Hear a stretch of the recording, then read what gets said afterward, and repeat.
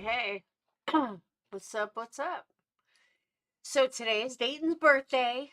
He turned 17. I cannot believe my baby is 17. But yeah, today's his official birthday. So we went out to dinner and I barely ate anything and I left it there. Total fucking idiot. Total waste of money, too. So I spent like $50 for me and him to have dinner and I totally left my whole meal there. Sage left her meal, too. Dum-dums. So, okay. How you guys doing tonight? What's up, Penny? My Discord is not working on my computer. So I didn't tell anybody it was going live. Hopefully they get notifications. I mean, you guys got notifications. So what's up, Penny and Jiggy and Used Fridge Ho? Great name. And Cindy. So yeah, I was not even sure if I was gonna go live tonight. And then I heard that SF Investigates, you know, my buddy over there. Hey, my buddy over there gets brought on the Rico Act. I was like, oh boy, stop, go lay down. I was like, oh boy, here we go. This, if anybody is asking for it, it was him. Stop it. Go lay down. Stop. If anybody is asking to get in this, it would have been him. Would you calm down? Ow. Ow. Hang on. Doggies are being rough. Come on.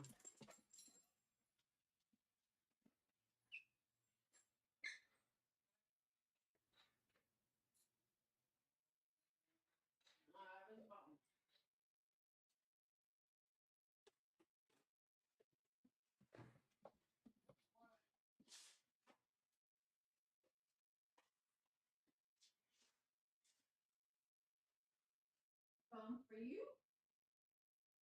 Okay.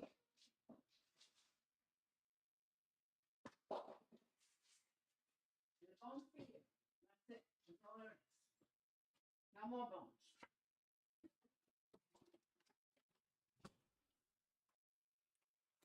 All right. Hey, Amber. Sorry about that. All right. So now that I locked all the dogs out of my room. So, yeah, SF Investigates has been begging to be on this lawsuit. When I was going through Twitter, I actually found some really interesting things, though, that kind of put things into perspective of how he's been begging to be involved in this case that he swore he wasn't involved at all. Well, okay. The guy is such an idiot. I swear to God he is. I don't care what anyone says. He's a total fucking fool. My opinion. So let's get into the RICO Act, which took me forever to find, and then I finally found it.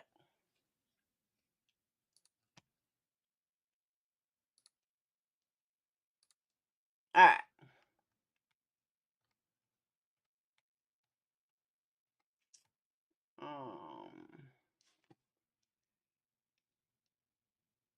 Hey, Curb.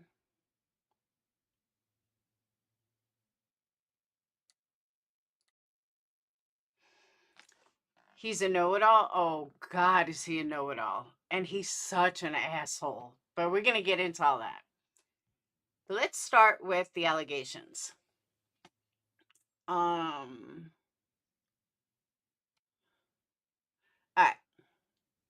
So at Night Media, now mind you, this is coming from law offices of Joseph Lesenak by Joseph P. Lesenak, Esquire. Esquire means he's an attorney. The reason I'm saying this is Mr. Narc over there screamed how this wasn't written by an attorney and an attorney is not involved in this.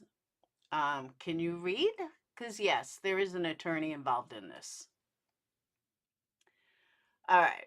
talking about Barbecue Lady, talking about Jess. Oh, by the way, Jess has not been served yet. So that could be why nothing has happened yet. I just figured they just filed it and they're being assholes, but I guess they're waiting for Jess to be served. Now, I don't know about the laws in Pennsylvania, but I do know in other states, and most other states, that if the police can't reach them by, serving them personally, then they can email it. Again, I have not checked Pennsylvania. But whoever did write this, they bring up a really good point, and that is she's already raised money for the lawsuit. So does she really still need to be served? She's talked about it on countless occasions. That was a really good point, because I don't think at that point she even needs to be served, because she has acknowledged the lawsuit. She's even raised money for the lawsuit. Being that Nick is a fraud, a known fraud, I kind of, oh, she has been served? Oh, because as of this filing, she hadn't been served. Oh, she got served Friday. Okay. Because as of this filing, she hadn't been served. So I didn't know when it was. Yeah, she has lives proving she knows. Hey, Sly. That's what I'm saying. They knew that they would have. So this must have been the original. All right. This goes. Talking about Jessica. All right, here it is. Since the initial filing, additional individuals have become involved in actions related to the original claims, including Steve Fisher, who identifies as a private investigator, and Rebecca Michelle Turner, also known as Queen Bee. Now, what I found interesting, though, is Queen Bee is listed here, but if you go to the case view, she is not listed anywhere. When you pull up the amended document,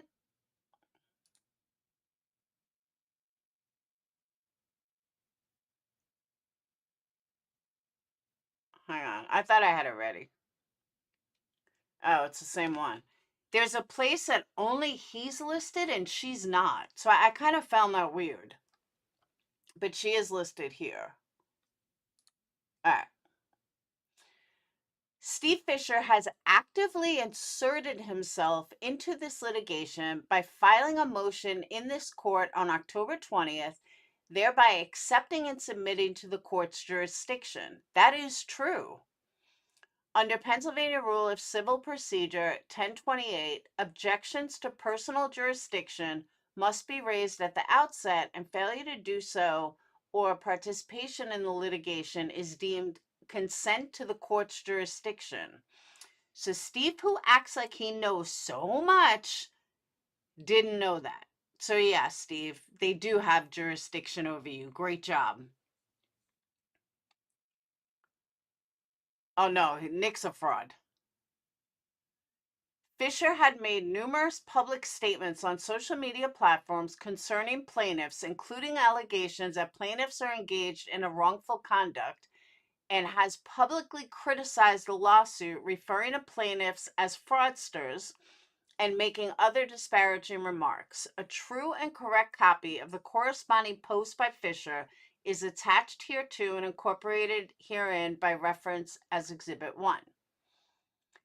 Defendants saying reached out to Fisher for advice on X, formerly Twitter, on October 18th of 2024, despite Fisher not being a licensed attorney, indicating coordination among defendants and Fisher. A true and correct copy of the corresponding post by defendants saying Granny's watching is attached here to and incorporated herein by reference of as Exhibit 2. Fisher unswervingly refers to the action as a sham and asserting that the plaintiff are only seeking an injunction that will fail, thereby undermining the legitimacy of the lawsuit, harassment through public disparagement, of the plaintiff's legal actions and interference with judicial proceedings by attempting to influence public perception and potentially impact the case. A true and correct copy of the corresponding post by Fisher is attached here too and incorporated herein as reference as Exhibit 3. Now, here's the thing though. There's one thing you don't fuck with is a fraud. And you want to know why? Because they will outsmart you. Even though I don't think this is going to go anywhere, I could be wrong. And I said that too. I could totally be wrong. But the fact that Nick and crew are sitting back and allowing these idiots, from Granny's Watching to QB wasn't named at first, from Steve Fisher to Granny's Watching, they're sitting back and allowing these people to hang themselves, almost like this is a rope that they gave them. And now all these people are providing the evidence that they actually need before this goes in front of a judge. Kudos to Nick for being this intelligent, or the lawyer, or somebody. That's a smart fucking move. Not everyone can do it. That's a smart fucking move. So kudos to at Team Media, who were sitting back, giving these people a little rope and watching them just completely start hanging themselves. And I didn't realize that until I read some of this document. I haven't read all of it.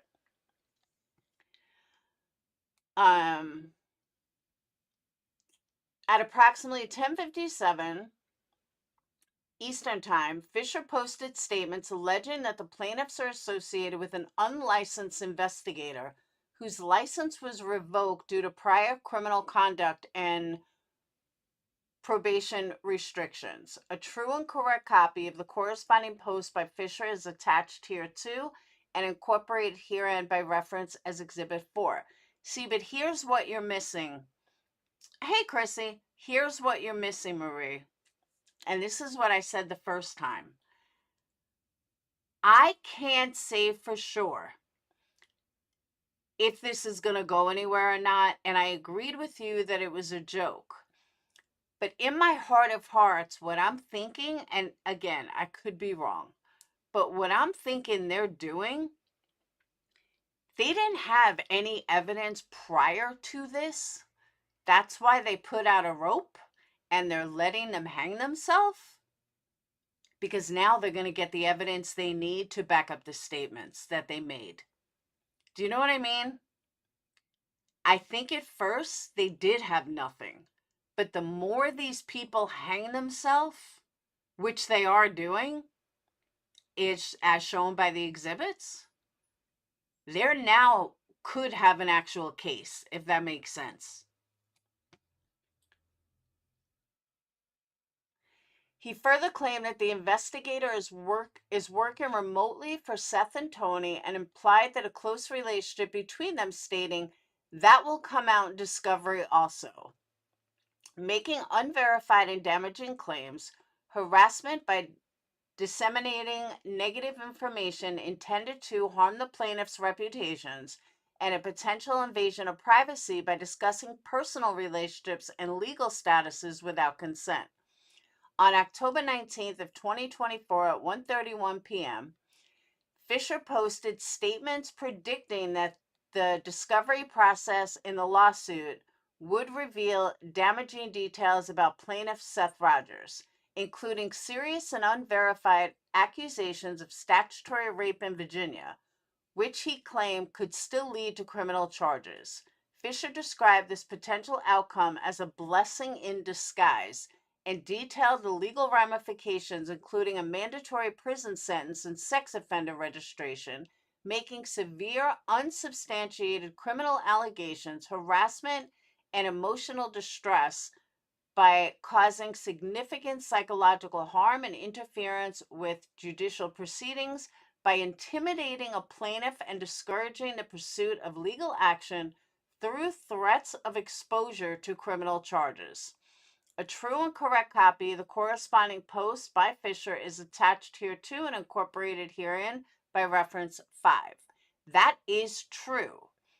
That's a case that he could easily win if it's not true.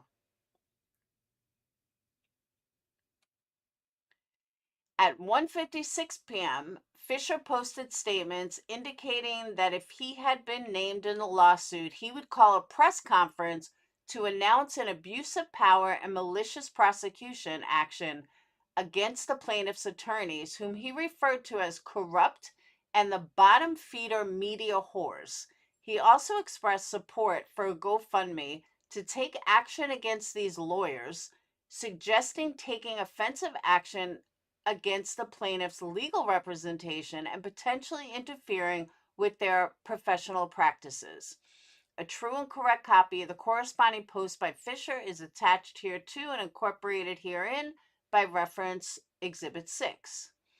At 8:40 p.m., Fisher posted that he had completed and was in the process of filing a non-party opposition to motion for injunction relief and a motion to strike the pleading filed by the plaintiffs, asserting his standing as a Tennessee licensed PI against a group he claimed was acting illegally and without authority. He indicated his involvement was for the sake of Sebastian Rogers, stating, "Invited or not, I'm joining this fight." Potentially interfering with legal proceedings, making defamatory accusations against the plaintiffs, and acknowledging acceptance of the court's jurisdiction by filing motions. A true and correct copy of the corresponding post by Fisher is attached hereto and incorporated herein by reference as Exhibit 7. At 11:19 p.m., Fisher posted that his opposition to the preliminary injunction sought by the plaintiffs was available through a Dropbox link, stating that Sebastian Rogers deserves far better than what we are seeing from the team assembled by his own father, potentially interfering with legal proceedings by publicly sharing legal documents, making defamatory implications of incompetence or negligence against Seth Rogers' team, and continuing a pattern of public harassment towards the plaintiffs.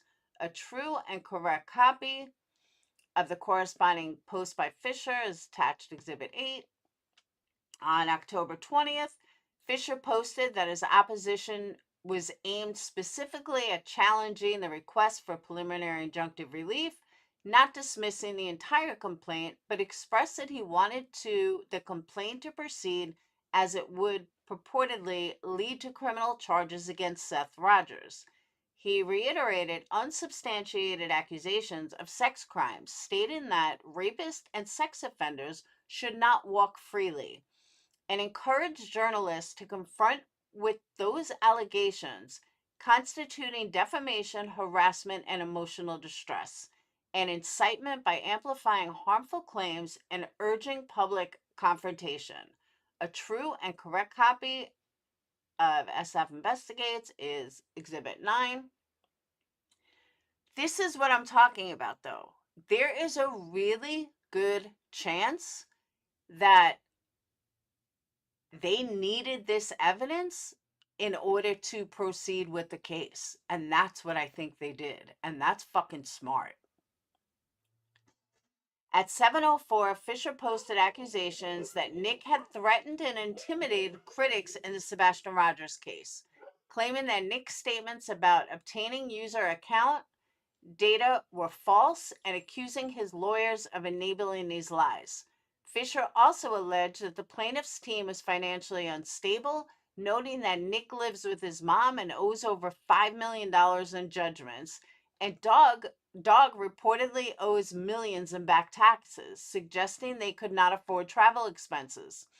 These statements are alleged to constitute defamation by accusing Nick and the plaintiff's lawyers of lying and engaging in illegal activities, harassment through personal attacks, and interference with economic relations by potentially damaging their professional and personal reputations. Nick is right. This is what Nick needed. was this kind of defamation and harassment in order to shut SF down. It's kind of brilliant. I'm telling you, it's fucking brilliant. It doesn't matter if he's working with law enforcement. That has nothing to do with what Nick is saying. Nick is saying that you cannot fucking defame. And if he really cares about Sebastian, he wouldn't be defaming the father, the biological father of Sebastian. You can't, from a personal perspective, you can't say that people shouldn't bash the parents. Seth is still a parent. So if he's such a professional, he shouldn't be bashing and trying to get one up and being in a, small dick pissing contest with the biological father of a child that you're allegedly looking for. And I think that's the big picture that people are missing.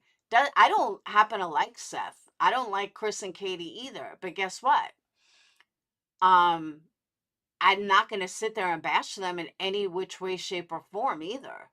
Because my opinion doesn't fucking matter. Your opinion doesn't fucking matter.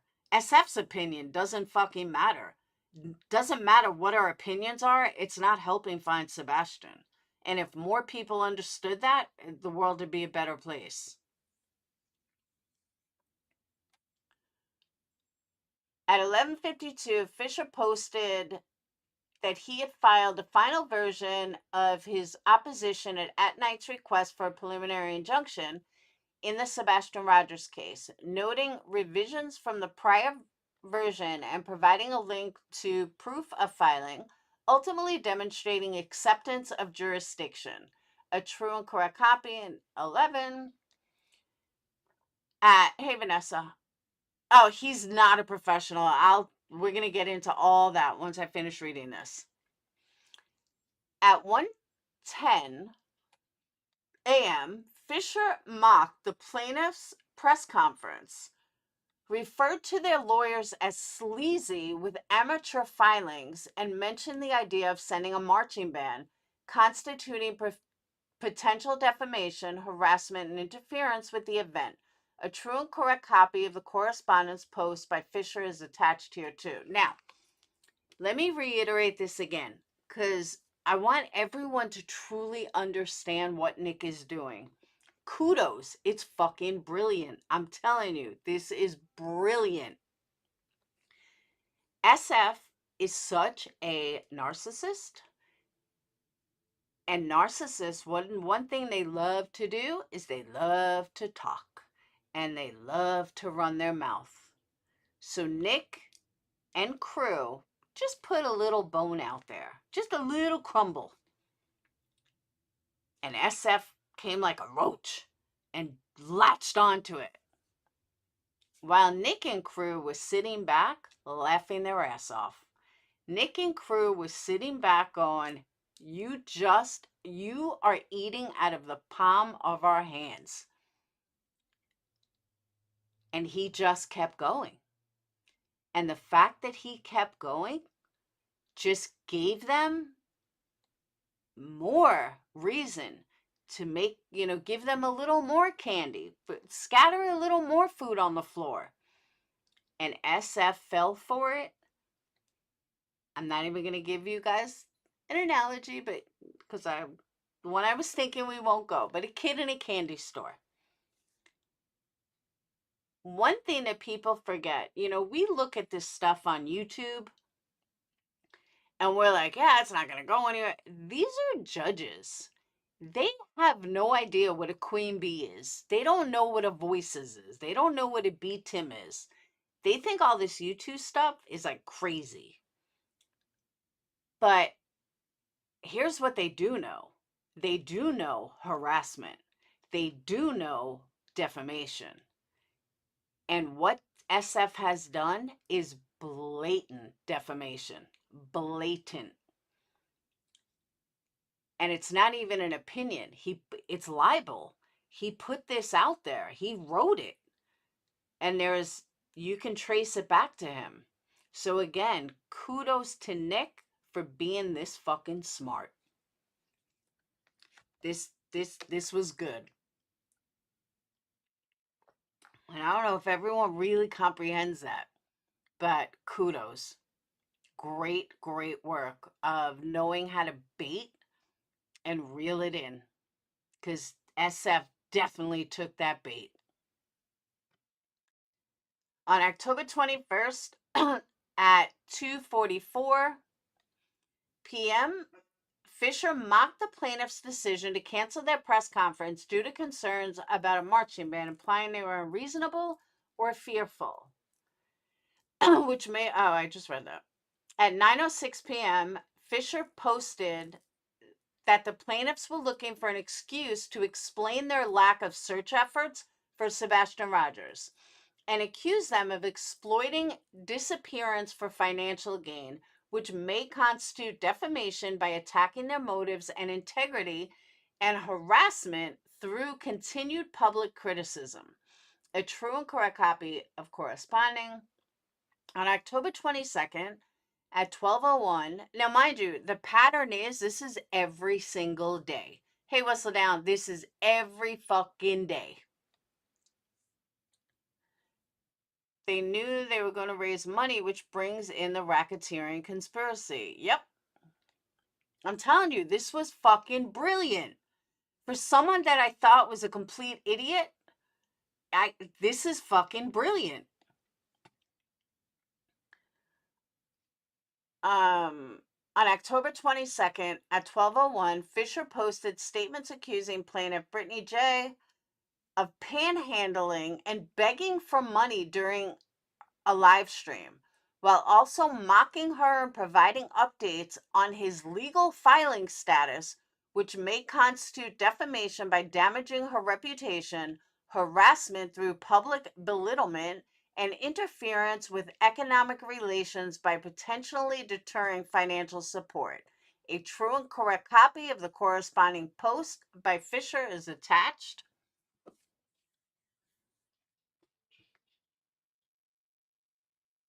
All right, just so you know, Marie, they're not, I mean, I haven't read the whole thing yet, but from what I've read so far, they're not going after him for that. They're going after him for defamation. They're going after him for harassment, and they're going to win. He can't argue this. He just can't. Because this is what I'm saying, like on YouTube, we're like, oh, Nick's this, or Nick's that, or Nick's lawyer's this, or whatever. On YouTube, you can say that, but a judge doesn't see it like that. Trust me, I've been in court. A judge is going to see it exactly the way Nick's lawyer is writing it. And that is, no, you cannot do this, whether it be on social media or in real life. You can't treat people like this. You can't put out these defaming things on it. You just can't. You can't just defame people. Libel, slander, you just can't. But people on social media think you can. At 12:49, Fisher posted statements implying that plaintiff Brittany J. was exploiting her audience for money and restricting chat access to donors, stating, "Give me money or go away." That is not true.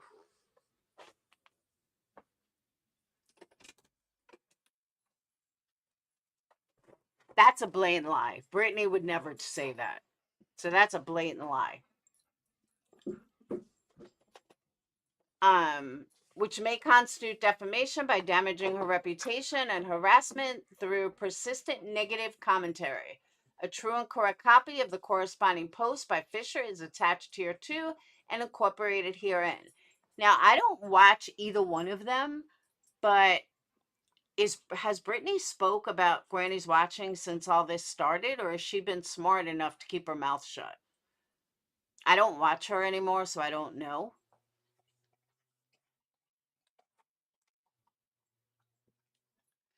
At 12:54 a.m., Fisher posted statements mocking and critiquing plaintiff Brittany J. and her co-host, suggesting that the plaintiffs were improperly conducting investigative services without proper licensing. which may constitute harassment by undermining their credibility, and defamation by implying they were acting unlawfully. A true and correct copy. On October 22nd, 2024 at 7:52, Fisher posted comments mocking the plaintiff and their professional teams, highlighting that their press conference cancellation due to a joke about a marching band was covered by mainstream media, suggesting incompetence or fear, which may constitute harassment and defamation. On October 30th, 2024, at 7:50 p.m., Fisher posted comments suggesting that the at-night lawsuit was faltering due to alleged falsehoods in sworn affidavits submitted by the plaintiffs, and accused them of potentially being liable for defendants' expenses. He further claimed that the plaintiff's case was weakened by their credibility issues and referenced plaintiff Julia Valente in accusations of fraud, which may constitute defamation by accusing the plaintiffs of lying and submitting false affidavits, harassment through continued attacks on their credibility, and interference with legal proceedings by publicly discussing and undermining ongoing legal matters. A true and correct copy of the corresponding post by Fisher is attached. Do you realize, though, every single day Fisher has gone live to I'm not gone live, has posted defaming stuff every single day. That's scary. On November 1st, 2024 at 9:55 a.m., Fisher posted statements accusing plaintiff Andrew Griffin, Bullhorn Betty, of hypocrisy and violating GoFundMe terms of service by seeking donations in her criminal defense, adding that he reported her to GoFundMe, which may constitute defamation by damaging her reputation, interference with economic relations, by potential. All right, that's only defamation, or that's only wrong if she actually had a I don't know if her GoFundMe was legal or not, but if it was legal, then he has no case for it at all. What? You want to go out? All right, hold on. I gotta let Buka out. Come on, you want to go out? Sorry, Buka.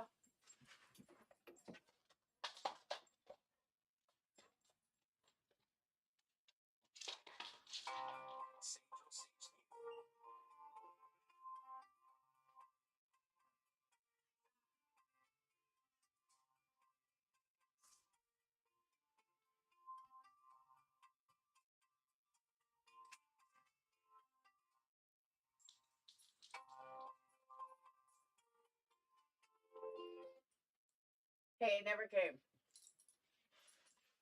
All right. I'll call you tomorrow. I'll let you know. I love you. Bye.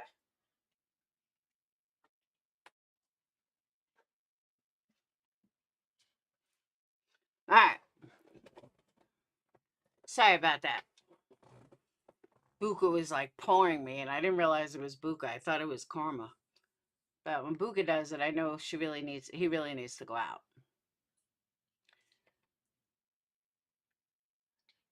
Fisher's actions demonstrate a pattern of harassment and defamation aimed at plaintiffs, coordinated with existing defendants. His public statements have incited others to act against plaintiffs, contributing to a broader campaign of harassment. Then it goes into Queen Bee. What I found interesting about Queen Bee is they have her with 17 different lives. I don't know how she's going to get out of that, but I know enough people are going to talk about QB. I don't need to. Okay, so Betty's GoFundMe was legal. So then, yeah, then it would constitute defamation. If he reported her for no reason, did they take it down though?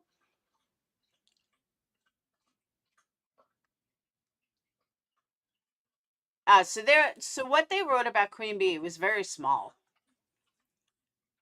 They just talk about her lives. And then it says, this act defines a pattern of racketeering activity as involving at least 2 acts of indictable offenses which can include fraud and other forms of misconduct. The actions described include defamation through unsubstantiated and harmful accusations made publicly by Stephen Fisher and other defendants, harassment through persistent negative commentary and public ridicule, and interference with contractual and economic relations by discouraging financial and professional support. I don't know if they can win on that though, because they put it in their thing that, oh, well, we can, you're not allowed to raise money through GoFundMe. So I don't know if they can win there. All right. So this is where it gets interesting. The Pennsylvania Corrupt Organizations Act prohibits any person from being associated with any enterprise that engages in a pattern of racketeering activity.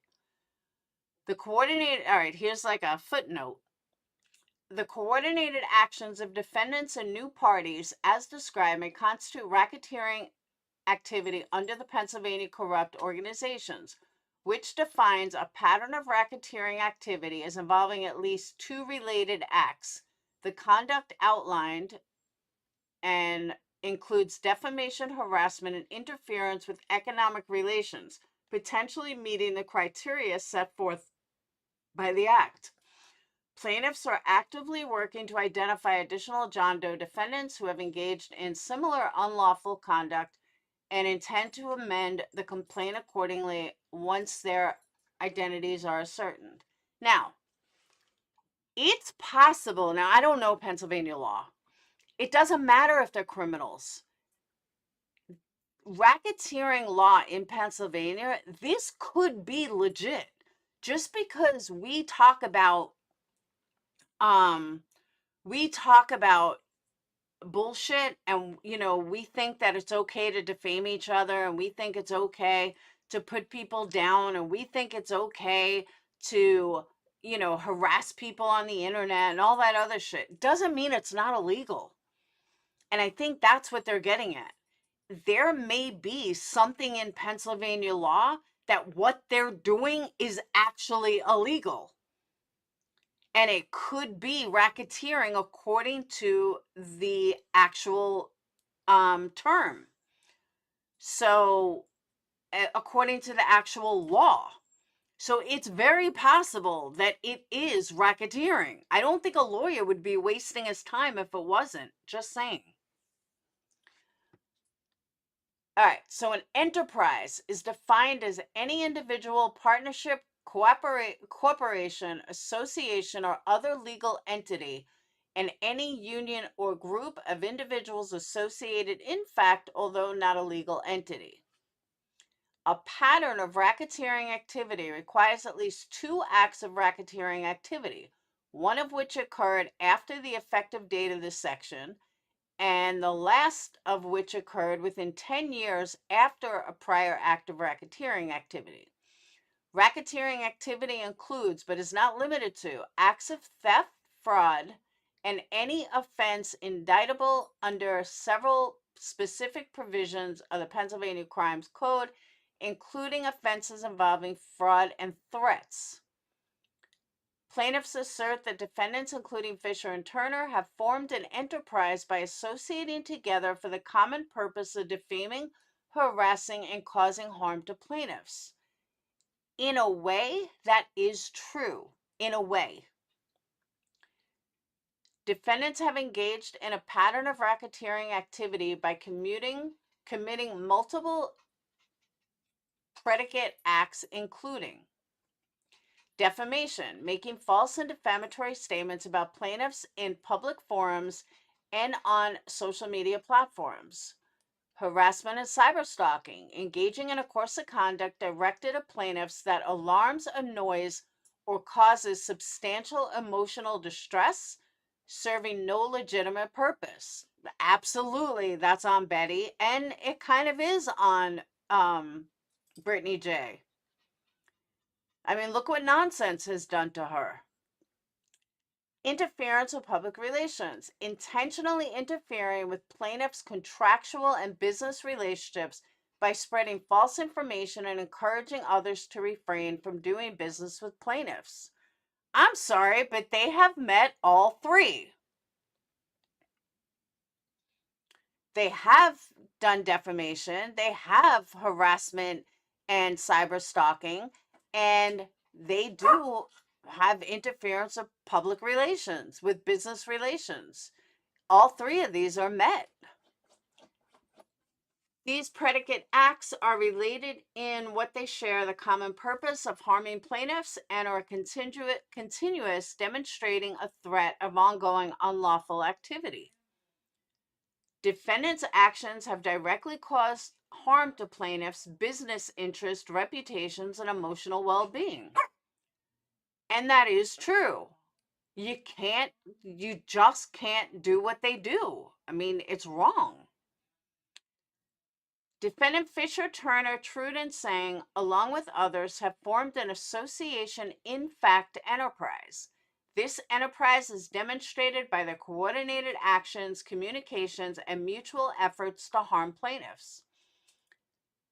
The predicate acts are related as they have similar purposes to harm plaintiffs, results, damage to plaintiffs' reputation and business, participants, victims, and methods of commission, use of online platforms and social media. The predicate acts have occurred over a period beginning on at least September 16th, 2024, and continue to the present, including both closed-ended and open-ended continuity. So, what is a predicate act? On October 18th, Fisher made public statements accusing plaintiffs of fraudulent activities and undermining the legitimacy of their lawsuit. On October 19th, Fisher disseminated false allegations about plaintiff Seth Rogers, accusing him of serious crimes without evidence. Defendants have coordinated fundraising efforts under false pretenses, soliciting funds while making defamatory statements about plaintiffs. All of this is true. Impact on plaintiffs. Plaintiffs have suffered economic harm due to interference with business relationships and loss of professional opportunities. I don't know about that one. Plaintiffs have experienced significant emotional distress as a result of defendants' ongoing harassment and defamation. I would agree with that if Betty wasn't such an asshole. If Betty wasn't constantly threatening, I'm going to sue you, I'm going to do this, I would give this more credit. But it's hard to give it merit when she's just as bad. And Brittany J engaged with Granny's watching back and forth for a long time, so that's kind of not fair either.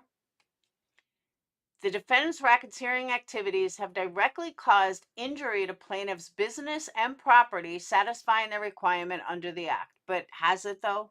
Has it though? The combined coordinated actions of defendants and new parties demonstrate conduct consistent with this pattern, including defamation through public, unsubstantiated, and damaging accusations, harassment marked by persistent negative commentary and public ridicule, and interference with economic relations by discouraging support for plaintiffs, clearly aligning with the multiple predicate offenses necessary to establish a pattern of racketeering under the Act. Now, let me bring up something that I think people are a little confused on. We have no idea what Dog's financial situation is. I am broke as fuck, but if I had to come up with $100,000, I'd find a way. I would, if I was in Dog's position per se, maybe he could get an advancement. Maybe, NBC, Netflix, somebody's going to give him an advancement for $175,000 if he actually found Sebastian. We have no idea what his financial situation is or where he could get money from. Who would put up the money? Maybe there's a something, who knows? But the point is, we don't know. And, I got hit with a major fucking custody fight. I found the money. How I spent $200,000, I don't have a fucking clue. But I found it, and I paid it. Get down. And that's 200,000 I could prove I spent. So that's what I'm saying. If it came down to it and he needed to come up with the money, I'm sure he can. Even if it was in advance that he had to pay back somehow. Lots of people file for bankruptcy or in debt that still have plenty of money. I don't know why people think if you file for bankruptcy, it means you're broke. Many companies with lots of money still file for bankruptcy. Hold on, let me let this one out. Come on, you want to go out?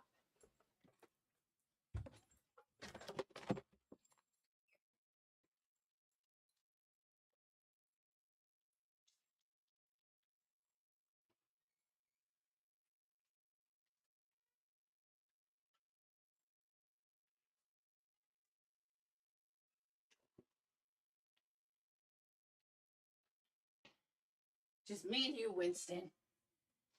Okay. So I just want to point that out because I think a lot of people seem to automatically think that if someone files for bankruptcy, it means they're broke, and it doesn't at all.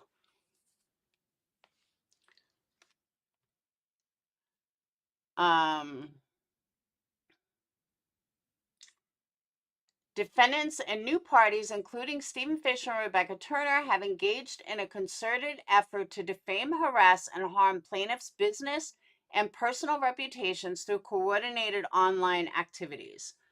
The predicate acts include multiple instances of defamation, harassment, and interference with economic relationships as documented in Exhibits 1 through 21 and other reference materials. Now, I will say this too, but when it comes to, hey, Criminal Man, when it comes to Betty, hey, Kim, when it comes to Betty,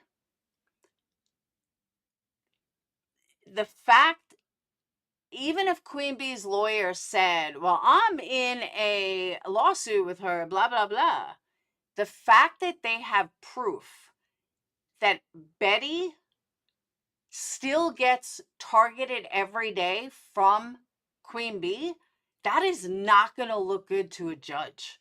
It's not. It's not going to look good in this case because this is a new judge in a new state, and Queen Bee's lawyer can't even practice there, which is probably why Betty brought her into this, because if he's not licensed in Pennsylvania, he can't represent him there. Now, I don't know the legalities back and forth of how this is going to go down. However, I think that this could work in Betty's favor, like for real. All right, the actions of Stephen Fisher and Rebecca Turner, as demonstrated in Exhibits 1 through 21, constitute defamation and harassment against plaintiffs, as their public statements include false and damaging assertions about plaintiffs' professional conduct, reputation, and personal character. And I also just realized something. I don't think they're only talking about Betty. They're talking about Seth. And I'm going to get to all that. Steve accuses Seth of having sexual crimes against him and all this other shit. I'm like, whoa, seriously? So I think they're also talking about Seth. Defendants have engaged in a conspiracy to harm plaintiffs by coordinating their actions and statements to amplify defamatory content and harass plaintiffs' evidence by their interactions and coordinated activities. The defendants' action violate Pennsylvania Corrupt Organizations Act, as they have engaged in a pattern of racketeering activity through multiple predicate acts, including defamation, harassment, and interference with contractual relations with intent to harm plaintiffs' business and personal interest.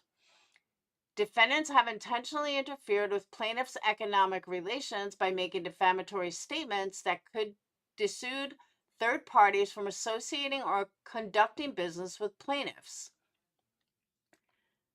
The defendants, well, let me just show you one of this. Hold on. Because I thought this was pretty fucked up.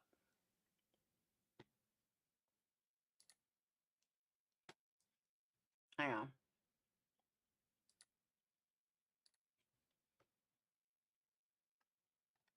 Oh, it's not on here. Hold on. Damn it. Why didn't I save it?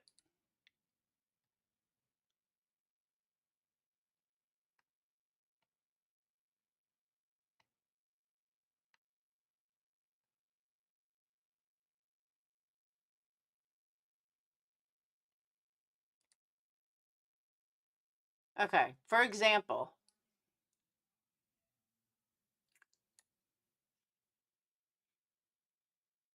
why does SF Investigates, other than because of his small penis, why does he care that Seth went on short-term disability? Is Seth not allowed to take a short-term disability?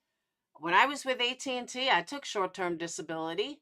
I needed a break and I couldn't take time off. So you take short-term disability so you can get paid for it.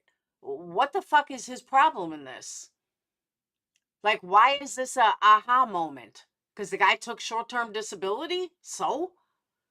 The fuck is it your business?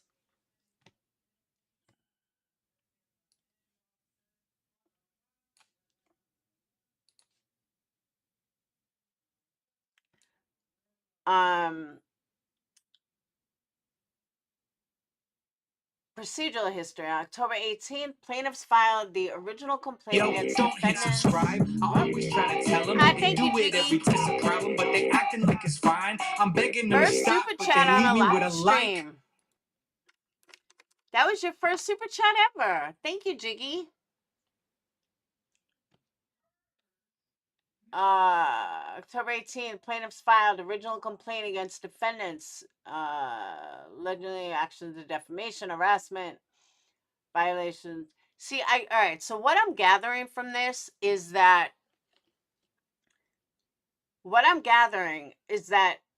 harassment, intentional infliction of emotional distress, and defamation are all valid points in the Pennsylvania Corrupt Organizations Act.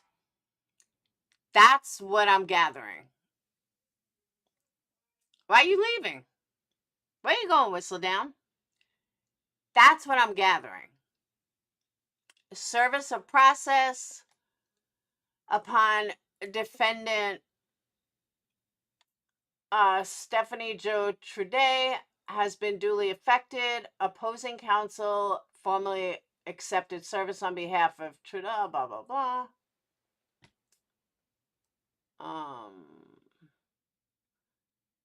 Summary, new allegation. Oh, did I go back? Yeah, I went back.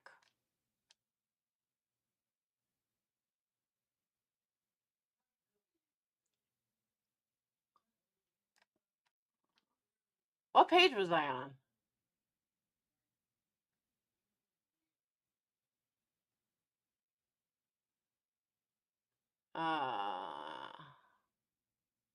Uh-oh, I lost where I was.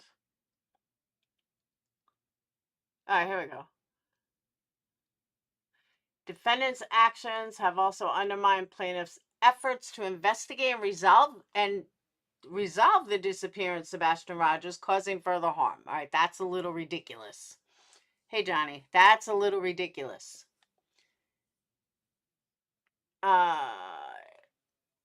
Impact on litigation. The proposed amendments may affect the case timeline and discovery process by necessitating additional discovery related to the new defendants and allegations. However, addressing all related claims and parties in a single action promotes judicial efficiency and prevents inconsistent judgments.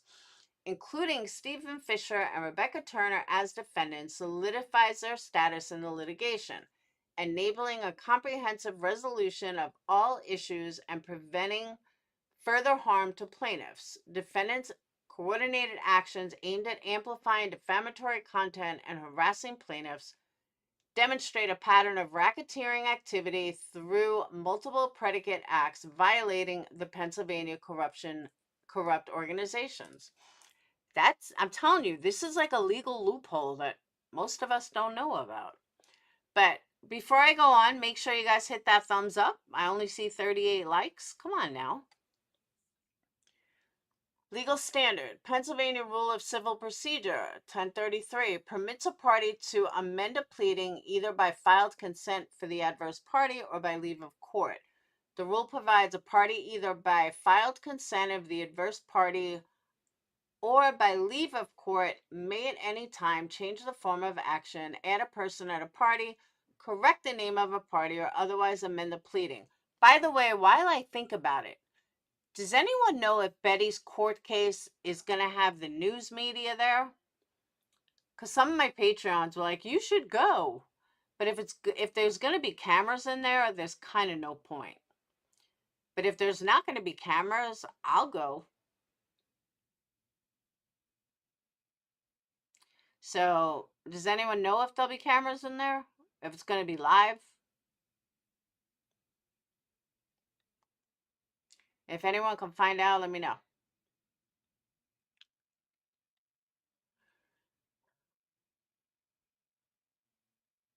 My audio's going in and out? It better not. I'm on my microphone. I hope it's not. So yeah, if anyone knows if Betty's gonna have live camera feed, let me know. Or I mean, you don't have to let me know today, but let me know.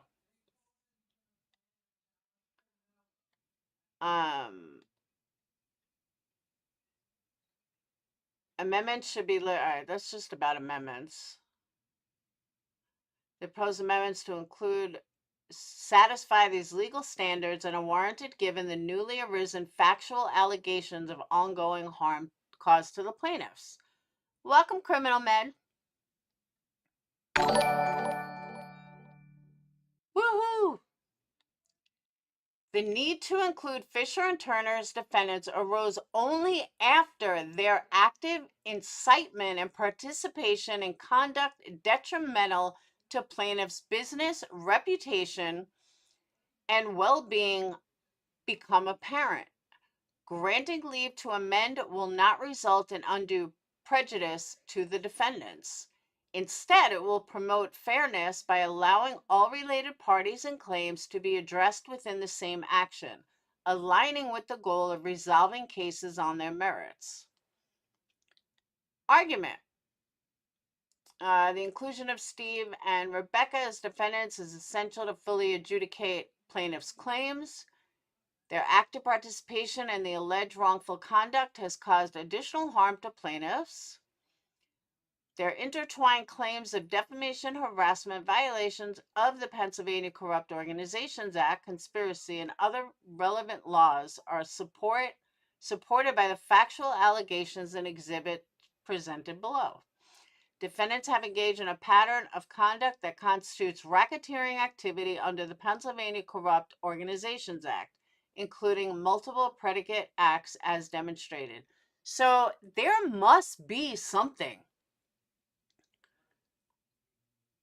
Like I don't think a lawyer would put all this, file it with the court if it wasn't legit. So everyone got all freaked out about Rico and it being a Rico act, but honestly, I don't think they would say it this many times if it wasn't true. You know what I mean? The coordinated efforts among defendants to defame, harass, and harm plaintiffs' reputations and business interests necessitate the inclusion of additional claims and parties to ensure comprehensive relief. The pattern of activity outlined demonstrates both continuity and relatedness, essential elements for establishing a RICO claim under the Pennsylvania Corrupt Organizations Act. Pennsylvania courts frequently reference federal RICO jurisprudence to interpret these requirements. The relatedness, I never understood that word, relatedness. The relatedness criterion requires that predicate acts have similar purposes, results, participants, victims of methods of commission, indicating they are not isolated events but interconnected actions. This standard is supported by the U.S. Supreme Court interpretation in H.J. Inc., blah, blah, blah, case law cited, which has been influential in Pennsylvania rulings. The defendant's action in this case illustrate this relatedness. The conduct shares a common purpose to harm plaintiffs and involves similar methods, repeated actors, and targets. Continuity of predicate acts. Continuity defined can be established. I will say this is very well written. Continuity is defined. I mean, like, this is like lawsuit for dummies. Like, they have this so well laid out. Continuity is defined by Pennsylvania and federal precedent. It can be established through the closed-ended period, blah, blah, blah. Defendants targeted and repeated conduct over an extended period illustrates closed-ended continuity, while the persistent and escalating nature of their actions suggests an open-ended continuity that threatens future harm. These combined elements establish that the defendant's conduct amounts to a pattern of racketeering activity under Pennsylvania law, as it meets a standard of relatedness and continuity. Courts, including U.S. District Court for the Eastern District of Pennsylvania, another case citing, plaintiffs have acted promptly in seeking this amendment upon discovering the involvement of the new defendants in escalation of wrongful conduct.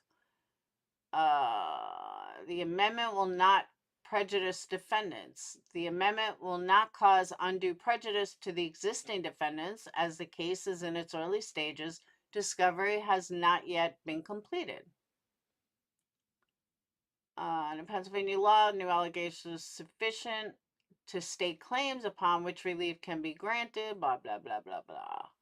All right, conclusion. For the foregoing reasons, plaintiffs respectfully request that this honorable court grant leave to file the attached amended complaint, adding Stephen Fisher and Rebecca Michelle Turner as defendants and incorporating new factual allegations and causes of action.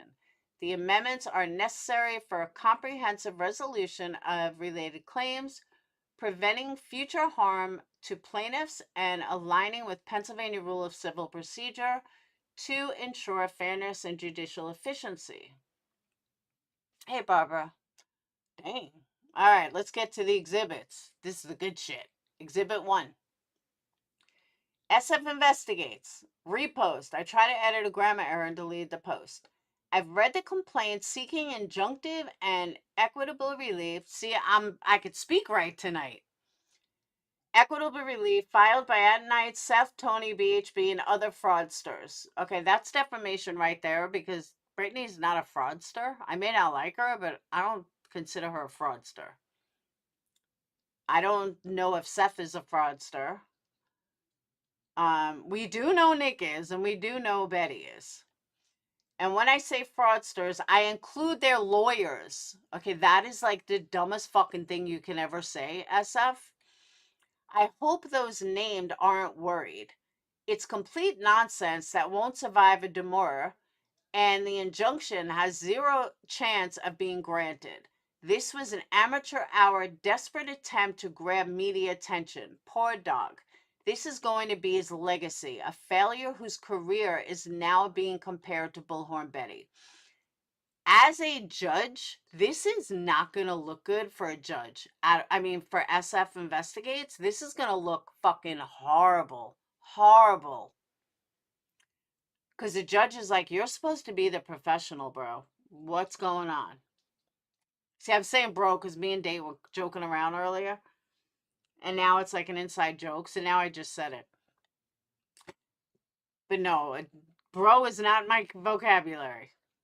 Attached to my initial reactions why the case will fall. I drafted this quickly and I'll study it further. Honestly, I wish they had named me. Please, please name me, you hacks.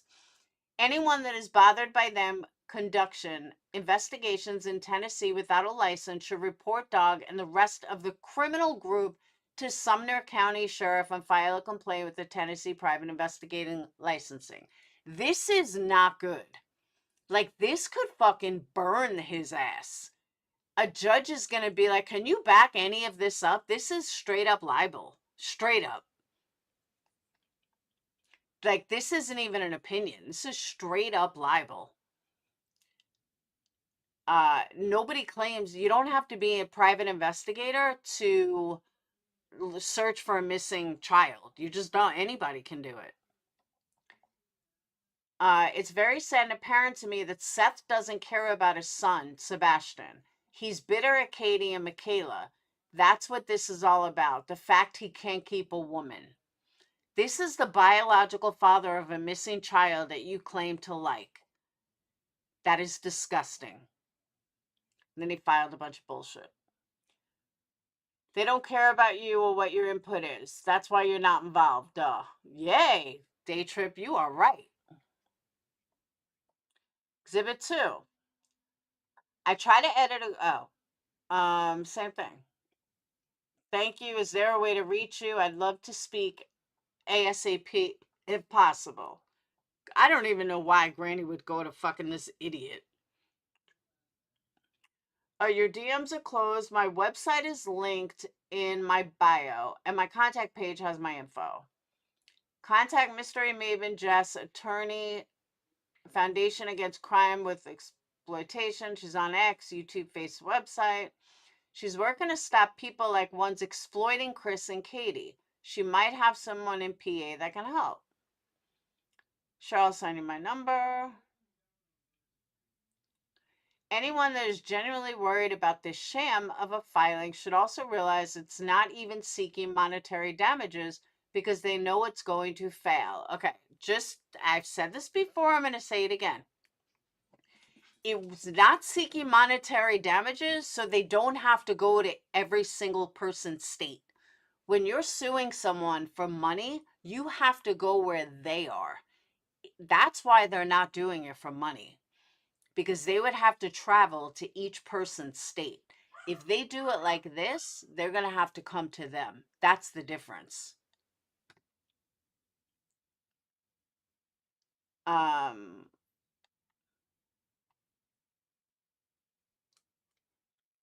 Okay.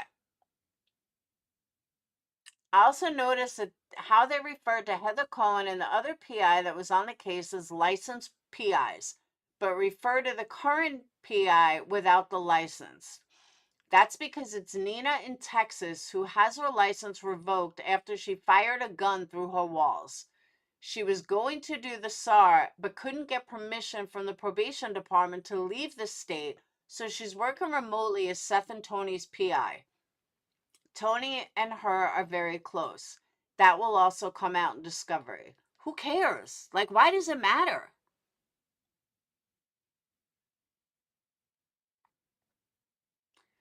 My prediction regarding the injunction filed yesterday by At Night naming Seth Rogers as a plaintiff.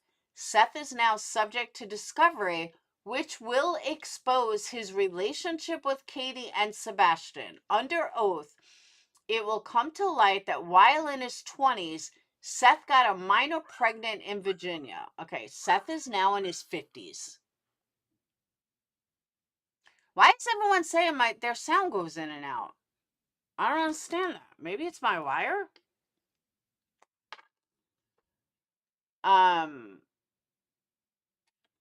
Hold on. Is that working? Is it still working? No, a couple of people saying it keeps going in and out. But how is it now? Is it better? Because like it's all fucked up. It's showing me that it switched to a different microphone, but it didn't because I'm looking at it. It's working, right? Still working? Under oath, it will come out. All right. In Virginia, the statute of limitations for sex crimes. You're live? Yeah. Statute of limitations, sex crimes against a minor is 20 years from the date the cause of action occurs, which is when the victim turns 18. Therefore, until the victim's 38th birthday, Seth could be charged with the R of a minor. This crime carries a mandatory minimum sentence of 5 years in prison and lifetime registration as a sex offender. So by filing this lawsuit, Seth exposed himself to criminal charges. Is he fucking kidding me? Like, is he seriously fucking kidding me?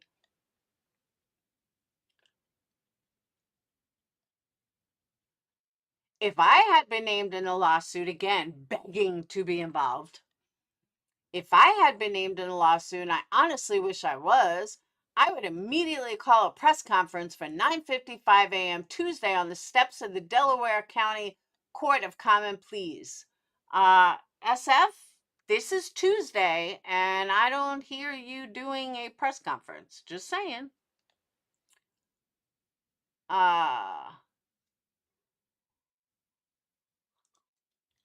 Announcing a filing of abuse of process and malicious prosecution action against the attention-seeking lawyers Bruce L. Castor and Joseph Liesenack for their blatant and malicious misuse of the RICO Act.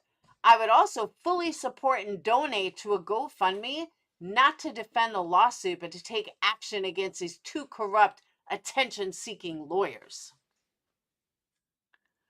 It's time to go on the offensive. Put them on their heels and expose them for what they truly are.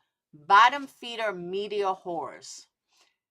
Probably not a good idea for a professional to say that about a lawyer. I don't think a judge is going to look too kindly on it.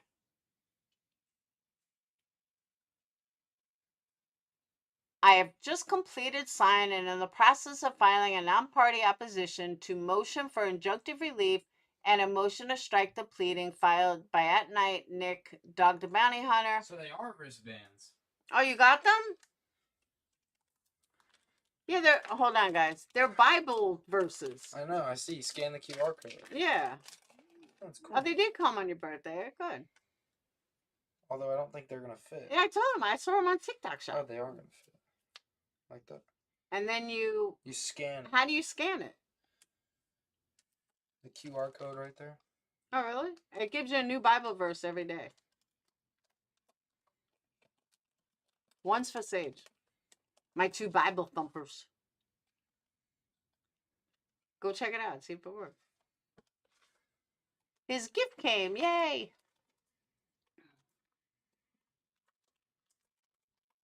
And then I switched to vegetarian now. I was on TikTok one day and I saw this thing that it's like a bracelet.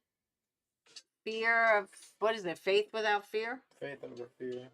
Faith over fear. And then you scan the code and it gives you a new Bible verse every day.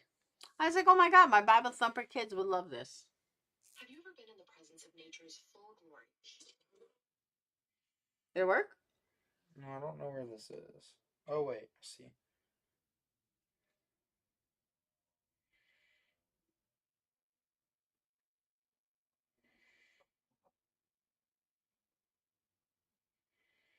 I can't believe the mail came at 9 o'clock at night.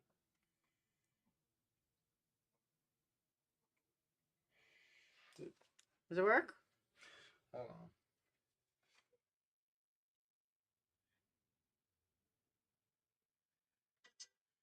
This video is going to show you. Bro. Just Attach it to a porn site? No. Hold on. simply touch. Does it work? Hold on. Just simply use our bracelet to touch the hotspot.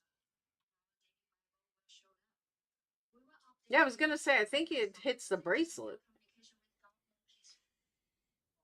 This video, if your phone is next to your camera or at the top edge of it, just simply use our bracelet to touch the hotspot. Will show up. There it goes. Isaiah 40:29. So it does work. Yeah. It works too. Happy birthday. Thanks. I have a really controversial question for you. Uh-oh. Wow. But I don't know if you should like. All right, hold on. I got to, all right, what?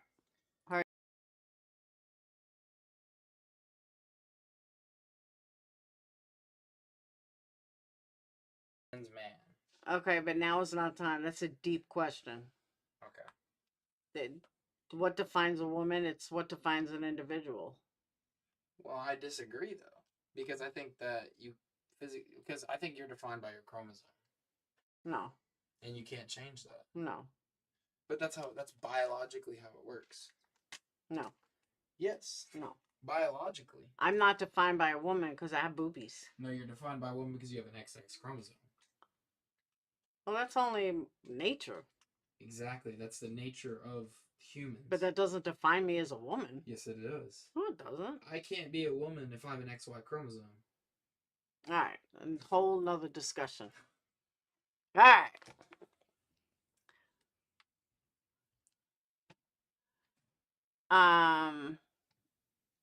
I just completed and signed. I already read this. The group, invited or not, I'm joining. All right, invited or not, I'm joining this fight because Sebastian Rogers deserves that. I will post a motion once filing is done. That was on October 19th. My opposition of preliminary injunction sought by at night and the other plaintiffs can be viewed with this Dropbox. Gotta have attention. To clarify, the purpose of my opposition is not to dismiss their entire complaint, but specifically to challenge the parts seeking preliminary injunctive relief. I want the complaint to proceed because it will lead to Seth Rogers being charged. All right, I read this. I totally read this. I want the complaint to proceed because it will lead to Seth Rogers being charged with sex crimes against a minor. In my opinion, there is no worse crime in the world than sexually assaulting and raping an underage person unable to legally consent. Ours and sex offenders should not walk freely amongst us, and as of now, Seth Rogers is walking free. Although I don't expect any legitimate journalists to attend their scheduled press conference, if any do. I hope they ask whether Seth will admit to his sex crimes against a minor. OMG is right. This was on 10/20. And Seth was questioned about it. That Katie was minor. He claims that they didn't get together until she was 18. But it was also like 30 fucking years ago, 20 years ago, whatever. I have seen Nick's video threatening and intimidating individuals who criticize their legal antics in the Sebastian Rogers case. His claim of obtaining user account ownership data is a lie and a means of intimidation. Only the government can subpoena that data for criminal cases. Civil subpoenas are not enforceable, and Google, Facebook, and every other company that stores data is very clear they do not comply with civil subpoenas. That data is protected under the SCA and has been ruled in the CA Supreme Court, which has jurisdiction over these tech companies. Nick is lying and his lawyers are allowing it, and that desperation shows just how weak their case is. Don't let them scare you. They are not some big money back team. Nick lives with his mom and owes over $5 million in judgments.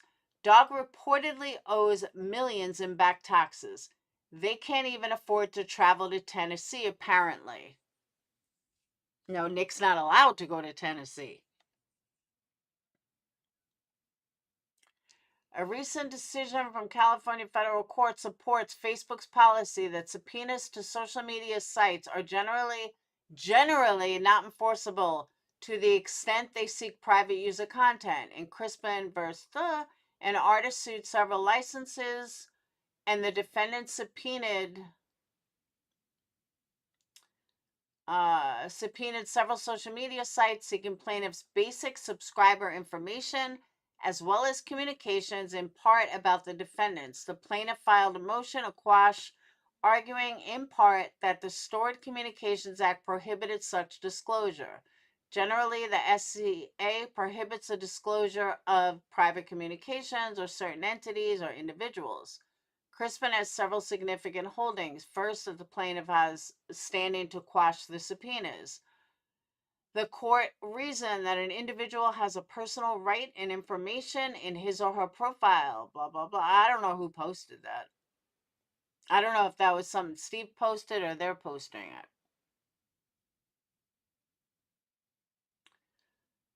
Okay, so it's not my sound. It was you guys. All right. And although I appreciate Nick's suggestion to hire an attorney, the complaint is so poorly pleaded that any person with a piece of paper and a box of crayons could defeat it. This is all shit that a professional should not be writing. I've seen Nick's video threatening, intimidating an individual.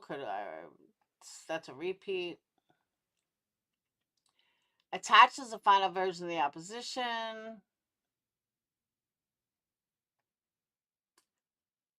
Let's end Saturday night with some serious stupidity. This morning I was talking to Crabtree on his show, and someone commented how they have an RSVP for this news conference they are holding about the lawsuit on the steps of the courthouse.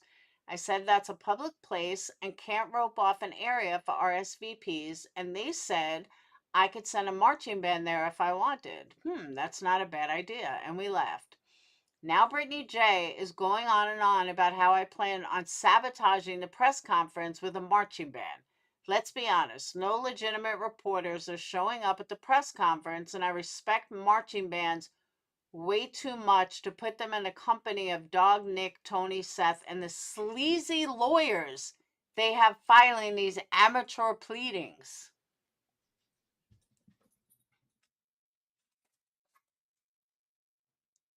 You literally can't make this stuff up. The press conference is canceled because of concerns that I'm arranging a marching band. It's been nice knowing everyone, but I am now deceased. R.I.P. There have been reports of individuals arranging for a marching band to interrupt the conference, along with other suspicious messages. Now, see, that right there is a perfect example, though, of what I'm talking about. We can look at that and say, yeah, it was just a joke. Ha ha ha. But a judge isn't going to see that. A judge is going to see that you talked about sending a marching band. That is no different than if right now you and I engage in a bomb threat. It's the same thing. We can be joking around that, yeah, I'm not sending a bomb to Amber's house. But all it takes is one person to not know that we're joking, and all of a sudden there's problem. So a judge is going to look at that, where I know this from my own case, my own civil case.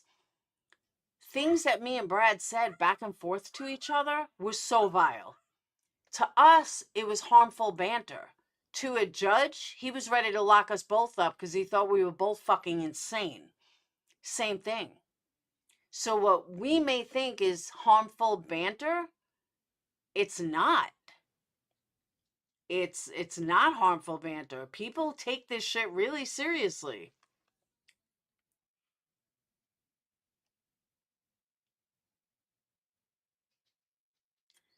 Stephen, they're not actually trying to push you out. Instead, I don't know who Stephen Crabtree is.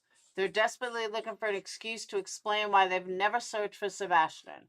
They're looking for cover from the fact they don't care about Sebastian. They're just trying to figure out how to squeeze another dollar out of his disappearance. Who's Stephen Crabtree? I hate to bring my feet down to the level of Brittany J and others, but here we go. She's claiming that my opposition filing was rejected, which is not true. It is submitted, as shown in the screenshot. The case is not active because the plaintiffs haven't filed proof of service for any defendant. That is not true. That's a lie. Because Barbecue Lady absolutely refiled her case. I mean, she got a lawyer to defend her, and that's on court record. So Steve is the one that's lying here. Just because something's submitted doesn't mean it was accepted. Since it's not an active case, what? How long you gonna be live? A while. Ow. Okay. Go to bed. It's 9 o'clock, 10 o'clock. Since not an active case, it hasn't been assigned to a judge, and the opposition remains in queue until there's an active docket. If you get your information from a misinformed source, you'll get misinformed results. You mean like you? Crabtree's been, oh, okay. He lives in Tennessee. Oh, he's been searching? Okay. I haven't followed the case, so I don't know. Now I have a marching band practice to get back to. Brittany J is 52 minutes into a live and she has only begged for money. That's not your business. She has not brought up a single subject. I'm waiting though. She's literally panhandling online. I hate to bring my feet down to the level of the same one. Brittany J is the type of panhandler. It doesn't just hold a sign up, but comes and knocks on your window at the stoplight. Wow. Just wow.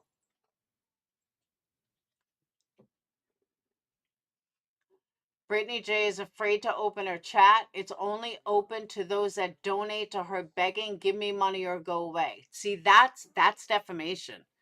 That's libel. That's just not true. It's fake. They got him good. Brittany just sunk at night. She said, do you really think Dog and Nick and even Hong are the only ones and there are not other investigators? Yes, that's the point. In order to hire investigators, you have to be a licensed investigation agency. Thank you for proving my point. And a co-host saying, how does he know they charge $500,000 for retainer? And Brittany says, yeah, how does he know? But all right, let me explain that if you guys don't know. If you guys don't know what that's about, on their website, it says specifically that right now they're only taking cases of in excess of 500,000 or more, which tells me there's a reason they're not taking any cases. I hate to bring my feet down to the level of Brittany. Same one. Oh, she's claiming that my opposition, same one. It's on mainstream media. The cancellation of the press conference because of a marching band is on mainstream media. Shows a clip of Dog, Dog's high-risk apprehension team at night. Special operators was scared away by a joke about a trombone player. There's Iqmel. What a shock. The at night lawsuit has been notably quiet lately. This was like the 30th. Yeah, I have this post. It was like from October 30th.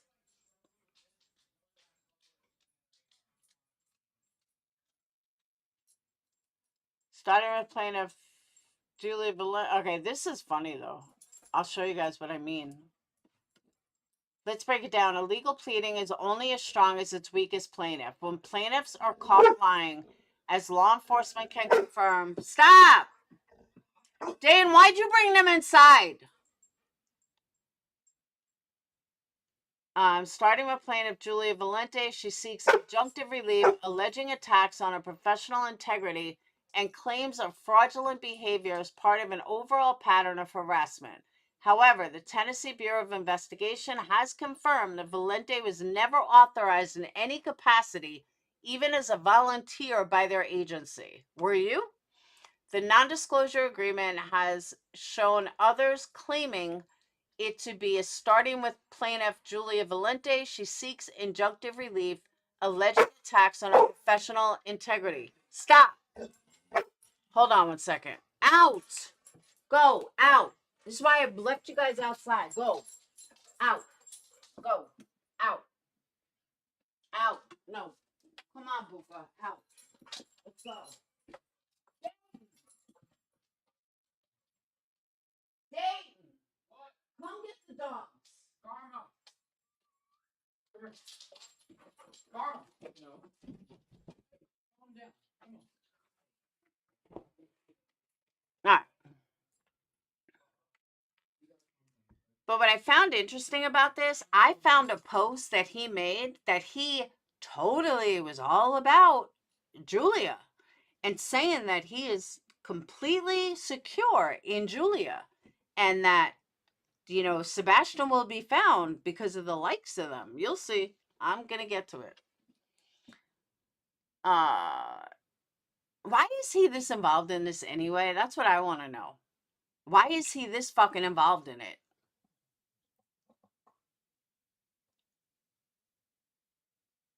And all these idiots that like think that he's such the man.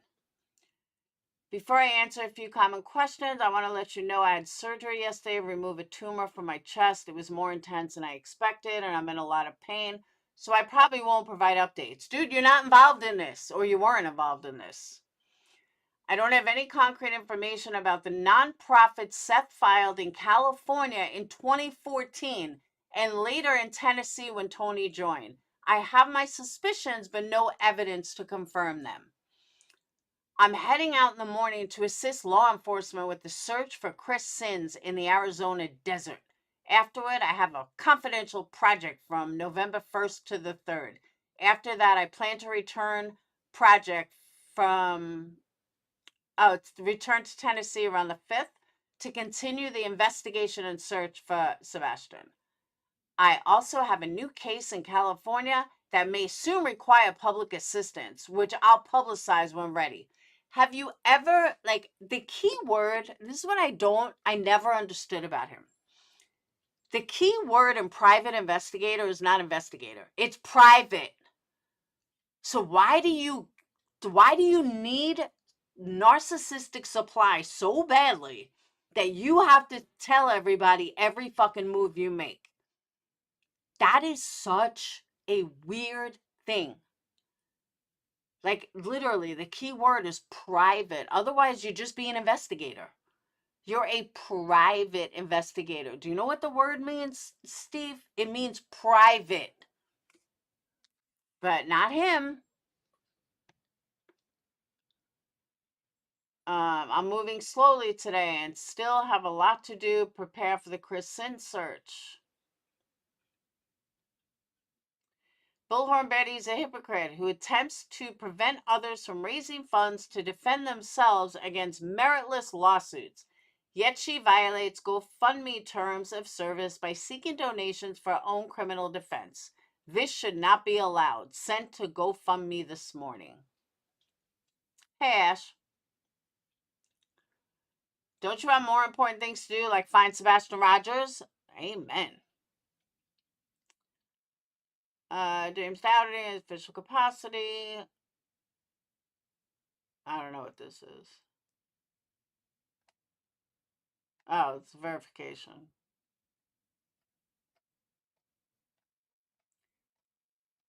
Honestly, they could have included a lot more stuff. Hey, Kelsey, it's true. Its key word is private. And nothing this man does is private. He's a fucking embarrassment. But let's go to Twitter. You got to see all this shit. Some of it's going to be a repeat of this, but some of it's not.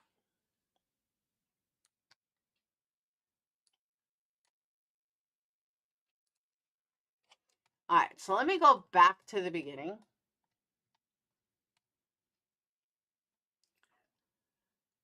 All right.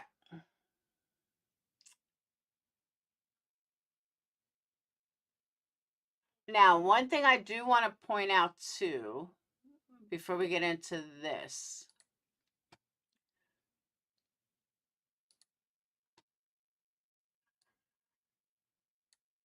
So I'm assuming, now I don't know if SF has ever lived in Wisconsin. I know that there's a woman in Ohio with my name who's has like a hell of a criminal record. And when I was doxxed, people thought that was me. I'm like, no, I've never lived in Ohio, nor do I have a criminal record. But I guess Nick found this other scenario, this other person. I don't know if it's him or not. But it says, how many women must a man assault before he's labeled a wife beater? 1, 2, 8, 16. If he kills a child, does that escalate the status? I'm trying to understand how many victims it takes before official intervention is deemed necessary. We need a database akin. You mean something like this, and they pull up something from Wisconsin. Response: Fisher's conviction for disorderly conduct was based upon the loud and abusive manner in which he threatened his wife. His reasons for being upset with her were irrelevant, and evidence relating to the background for the argument was properly excluded. So let me show you why I'm pointing this out. So SF is saying that that is not him because the first name is spelled wrong. Okay? So this is where he's saying that's how his name is spelled. Stephen, not Steven. But let me point out where where he's wrong with this. This was the response from the courts. They spelled Fisher wrong. They spelled in when the name is clearly Fischer. So that's why I said I don't know if this is him or not. But the point is, just because the name is spelled wrong doesn't mean that it's not you. Because even the courts spelled the last name wrong. That was my point. So if anyone's using a misspelling as a reason why it's not legit, don't listen to it. All right. So then Mr. Non-Private Eye posts this letter, this email from one of his clients about how wonderful he is. If this isn't a scream for narcissistic supply, I don't know what is. Why would you post this? Just to boost your own fucking ego? Like, I could see a layman posting this. Why are you posting this on Twitter? Other than narcissistic supply.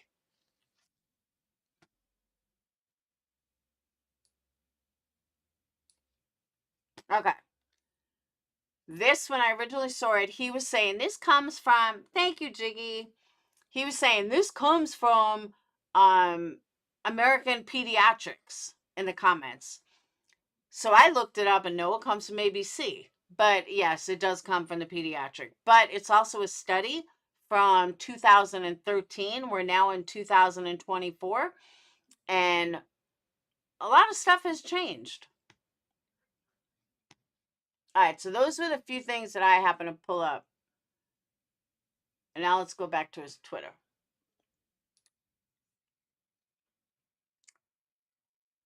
That was from, yeah, that was last year. Oh, 47 minutes ago. I don't know who Mr. E's Crimecast is, but their clickbait headline breaking new defendants added to the Rico case is completely inaccurate. What was actually filed is a motion asking the court for leave to submit a revised pleading which seeks to add me and one other. The court has not yet granted permission. While it's true that courts typically allow such amendments, the new filing will be dismissed quickly due to a lack of jurisdiction. SF, Steve, you put yourself, you begged, fucking begged to be in this injunction. Now you're going to say it is it's not? No, sorry. You're fucking in this. Importantly, what they filed is not a new lawsuit or injunction. It's simply a procedural motion requesting the court's permission.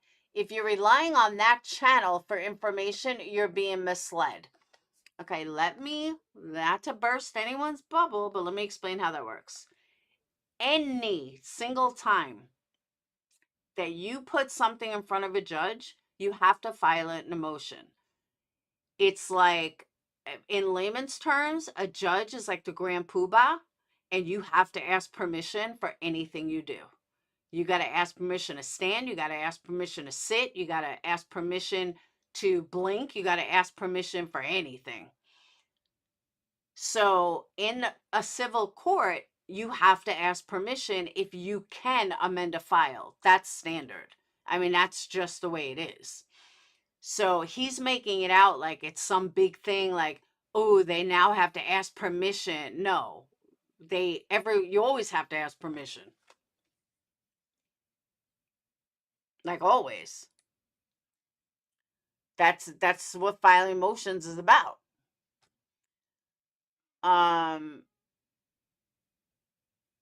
On another note, what happened with Bruce Castor? I kept hearing claims that I was destined for jail because the former Pennsylvania Attorney General was involved. Now suddenly he's off the filing. Strange. What will be interesting to watch is how the defendants who assumed they were getting free legal representation react when they realize that sanctions and counterclaims for legal fees and expenses will be assigned to them individually. And let me tell you, I love enforcing judgments. Okay, this is where he's such a fucking idiot. Steve, listen, Linda, listen. 5 minutes ago, you just said that you're so smart and they're not going to have jurisdiction. Did you not? Yes, you did. And how it's going to be thrown out. So, how are you getting sanctions and counterclaims and everything else if you don't have jurisdiction? Hello? This is why you're a fucking idiot. What will be interesting to watch is how the defendants who assume judgment debtor exams and other intrusive collection methods make it more enjoyable. Steve, shut the fuck up. You keep saying you were suing Betty. You haven't done jack shit. Fraud in Sebastian's name, you're all a class act. Anyway, I have to get to marching band practice. A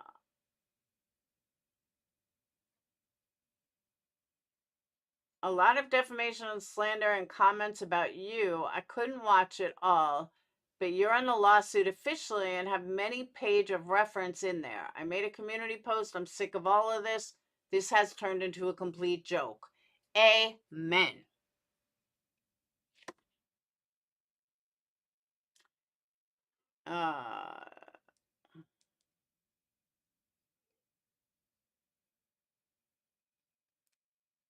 All right, this is all SF, narcissistic supply. Okay, here's another one. Okay. I completed a 16-hour firearms training course over the past 2 days, which I need to add the firearms certification to my California private investigator QM package. I have jury duty for the next couple of days, and then I'll be heading back to Tennessee for casework. You're on Twitter talking. That's first of all. Yeah, Lisa, is there proof of that? Because I told somebody that, and they said, do you have proof of it? I said, no, someone told me about it. Is there proof of it? Like, is there any way to find that? Can you please tell me why this man needs to post his gun license? Is this like an intimidation tactic? Is this a scare tactic? Or is this a narcissistic tactic? I can't decide. Why does anybody give a fuck if you completed your 16-hour training course? Oh, I know, Jiggy. He's one of the main reasons that Ken Maines wasn't helping. Bruce Castor, Trump's ex-attorney and former AG of PA that at night and its followers have said is going to be the demise of us defendants, is no longer listed as co-counsel on the docket, and him and his firm not named in a motion for leave of court recently filed. Who cares? Why do you care? For those asking to see the filing, I uploaded it to Dropbox. They did not mark it confidential, so it's a public document. Submitting and getting accepted are two different things. Just saying. I'm heading to his, showing his car and everything. Like, do you do anything private or is everything public? You're like a fucking drama bitch. Dognick and the other clueless plaintiff. Okay, here's another one. This I thought was hysterical. I took the forensic recovery of shattered and buried human remains class through TriTech Forensics. It was a very helpful and interesting class and very relevant to many of my searches. I highly recommend it for anyone in law enforcement and or search and rescue. This is a 2-hour workshop that you can do right online.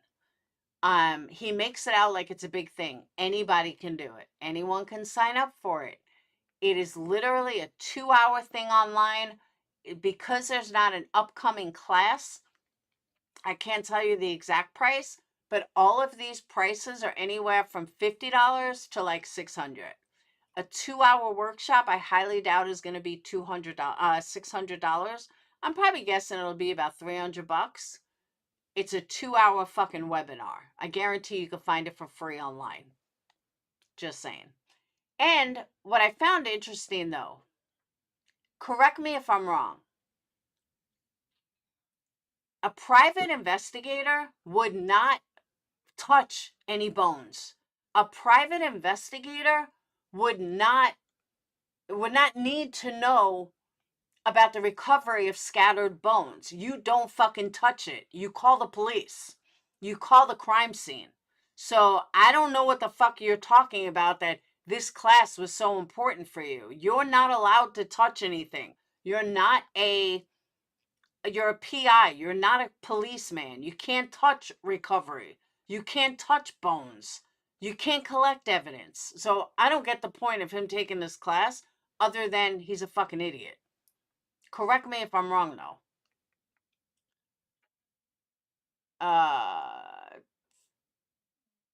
Today marks 3 years since Brian Hassel was last seen, and of course he hasn't found him. I have been the investigator on this case for over 2 years, and you still haven't found anything. That was to me. Yeah, they call LE. That's what I'm saying. Today, Bullhorn Betty read an incoherent letter from a man I had sue. We already covered that. Yeah, right here. We did find significant evidence inside a mine today while searching for Christopher Sins. Testing such as DNA will be conducted in the coming days, see if it's connected to Christopher or not. Okay, A, you have nothing to do with testing. B, all you're doing is looking around a mine. There is no reason that Betty, Queen Bee, myself, Dolly, Lisa Fabio, Criminal Med, or anybody else could walk around a mine and try to find evidence. The key is not to touch it. You don't have any more ability to touch evidence than we do. Just saying. Bullhorn Betty is a hypocrite who attempts to prevent others from raising funds to defend themselves against meritless lawsuits, yet she violates GoFundMe terms. I am writing to formally request a movie. GoFundMe. Oh, I read this already. Did it get taken down? Oh, I fucking can't stand this guy. He's such a fraud. Here we go. The comments are the best. Oh, here we go again with you thinking you're some kind of legal scholar and you have the authority to shut down anyone you want to. Your fucking ego is so huge, it's insane. Well, at least your supermodel girlfriend can brag about something being huge on you, because we all know. Cali Cat, I fucking love you. Now you have all the Betty haters. You are my hero. I just love you.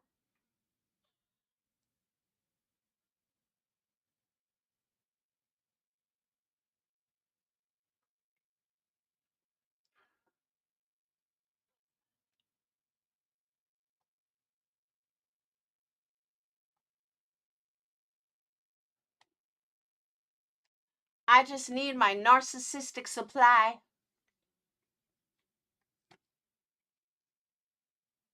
So I gotta boast about how wonderful I am because I'm just so wonderful. I'm heading back to Arizona at 1 a.m. Who gives a fuck, dude? Be a private investigator. People don't need to.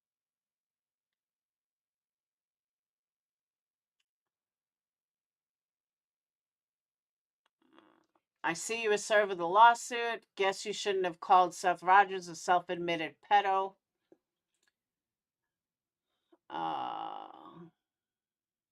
Okay, this is what I was looking for. Yeah, it'll clear up. I know that it's down for a minute. My, you guys are like way behind. For some reason, my Zoom cut out for no reason. I don't know what the hell happened, but Zoom like completely cut out. But it's back now. I don't know what the hell happened. It was weird. So, my bad. All right, this is what I was looking for, though. The latest video from Seth challenging Trevor Lee to a fight is childish and very revealing. Okay. For those of you following the case from the beginning, maybe you guys can help me. Sebastian Rogers' case, this was on April 24th.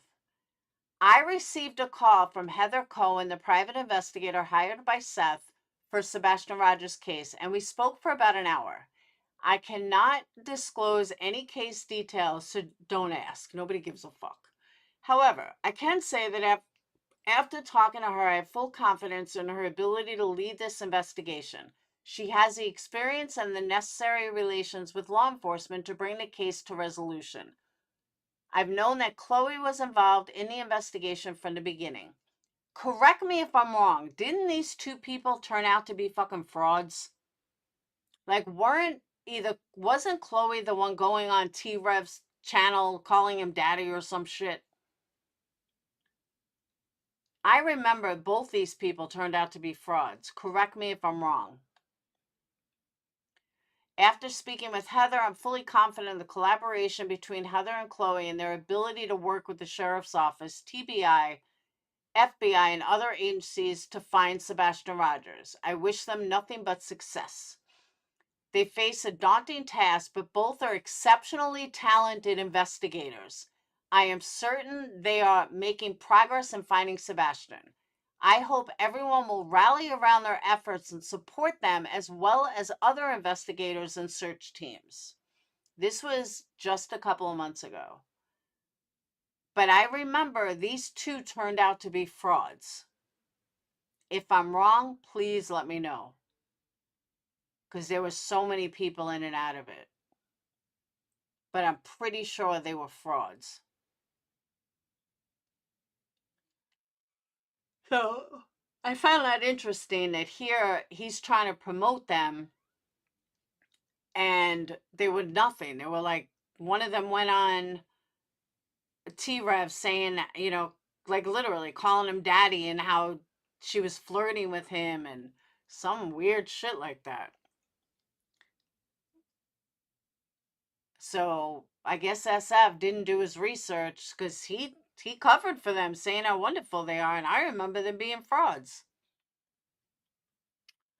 While others conduct YouTube live streams from parking lots, hold panel discussions about baseless and unenforceable cease and desist, or only show up for national media to promote a book, I'm heading back to Tennessee on Monday to search for Sebastian. No gimmicks. Dude, this is a gimmick. Action versus acting. And I'm also making a commitment not to drug anyone for the sake of interrogation while in Tennessee. I know one was, but not sure on the other one, but there was also a good one. But he vouched for all of them, saying what great team they were. Career criminal Nick the Hat is getting nervous as the search for Sebastian Rogers continues, and he's desperate to shut it down. He's afraid his grift will come on to an end. Nick doesn't grift money. Nice try, though. We covered lots of ground today in the search for Sebastian. Can you show me why this is any different than Betty looking? Everybody talks like this guy knows. He's walking around. That same thing Betty does. She walks around. In 4 days, I'll be back on the ground in Hendersonville searching for Sebastian. I won't just be talking about Sebastian. I'll be in the woods and in the water, clearing areas while law enforcement investigates possible abduction theories. Intimidation won't stop me. That's a strategy. I'm not asking for donations. I'm only asking for positive advocacy for Sebastian and for your positive energy and thoughts. I'm coming with a one-way ticket as well as will stay as long as possible while managing the rest of my caseload. Here's the other thing too. And I'm not saying this not to care about the kids or anything, because absolutely care about the kids. But most of these people look for reward money. They do. So when you're constantly posting on social media, you want reward money. You want to find them. You want views. You want clicks, whatever. Because if you weren't, you wouldn't post your every fucking move. Yeah, volunteer searches are an actual thing. Exactly. Like, what is he doing any different than what Betty does? Absolutely nothing. But yet, he's an angel and Betty's not. It's the exact same thing. I think Betty even goes slower.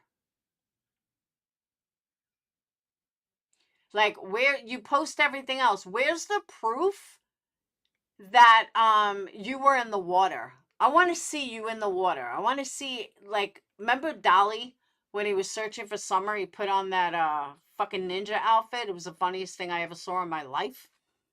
So where's your ninja outfit? Where's your Teenage Mutant Ninja Turtle outfit?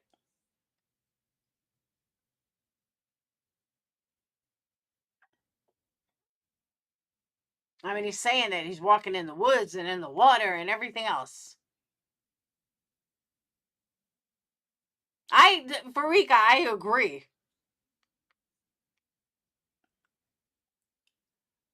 I just completed sign opposition, completed another day of searching and mapping areas of interest in the Sebastian Rogers case. I want to thank Stephen and Cletus and Clue and Crimson and Chris and Katie for all their help over the past week.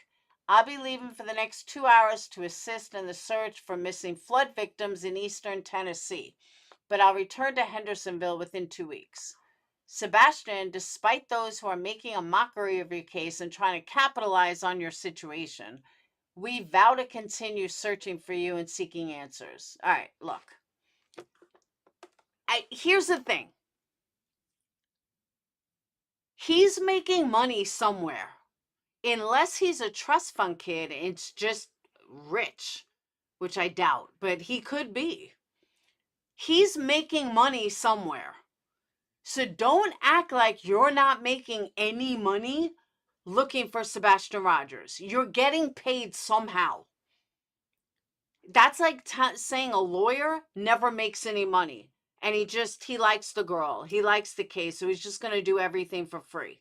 You got to be getting paid somehow. So either way, you're taking money from another client and using it for Sebastian Rogers. Because I would have more respect for this guy if he literally came out and said, I'm not taking any money, and they don't have any money, therefore I can't actually look for Sebastian. For me personally, I would never hold that against somebody. I'm not gonna hold it against a lawyer if they can't take a case, if I can't pay them. So I don't, if that's your business, that's like, someone holding it against me that I can't give away free candles. I got to pay for it. Like, money's got to come in somehow. So that's why I don't understand why he's making it like it's a big deal. Like, dude, it's okay to want to get paid. Like, that's your business. I don't expect a lawyer to work for free.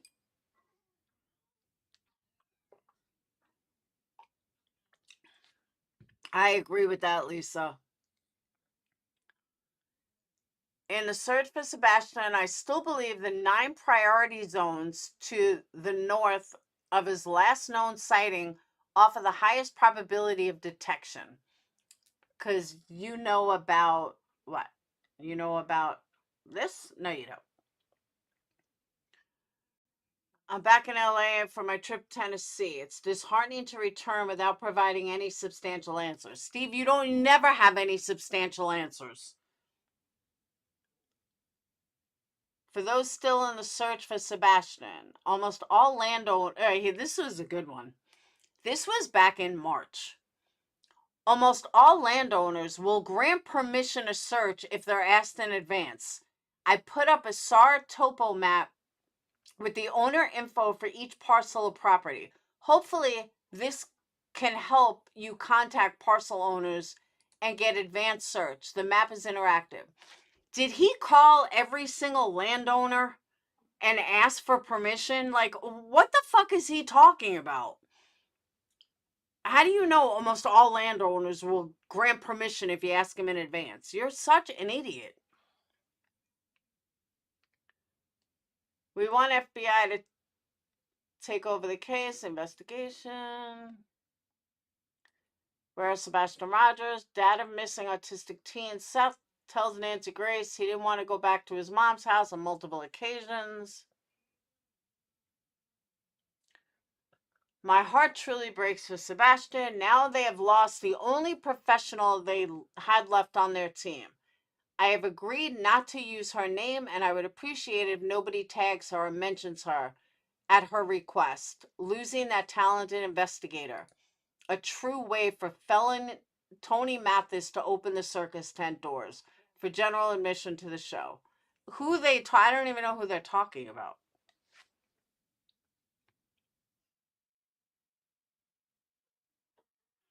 But I will say this case is still such in the public eye thanks to Seth. And if people can't see that, I don't know what to tell you, because nobody on the other side is talking about it. So let's thank Beth.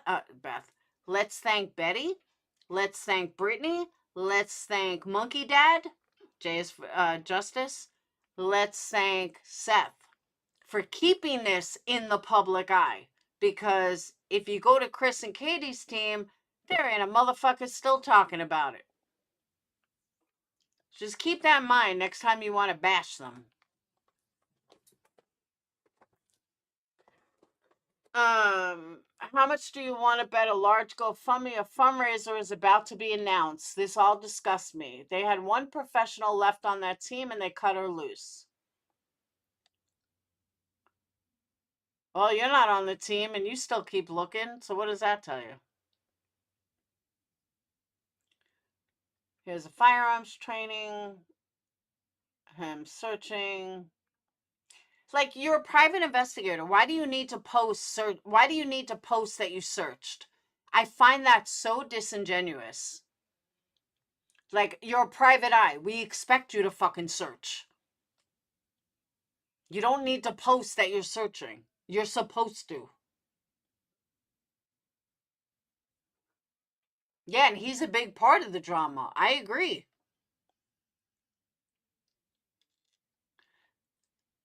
Okay, and here's the other half of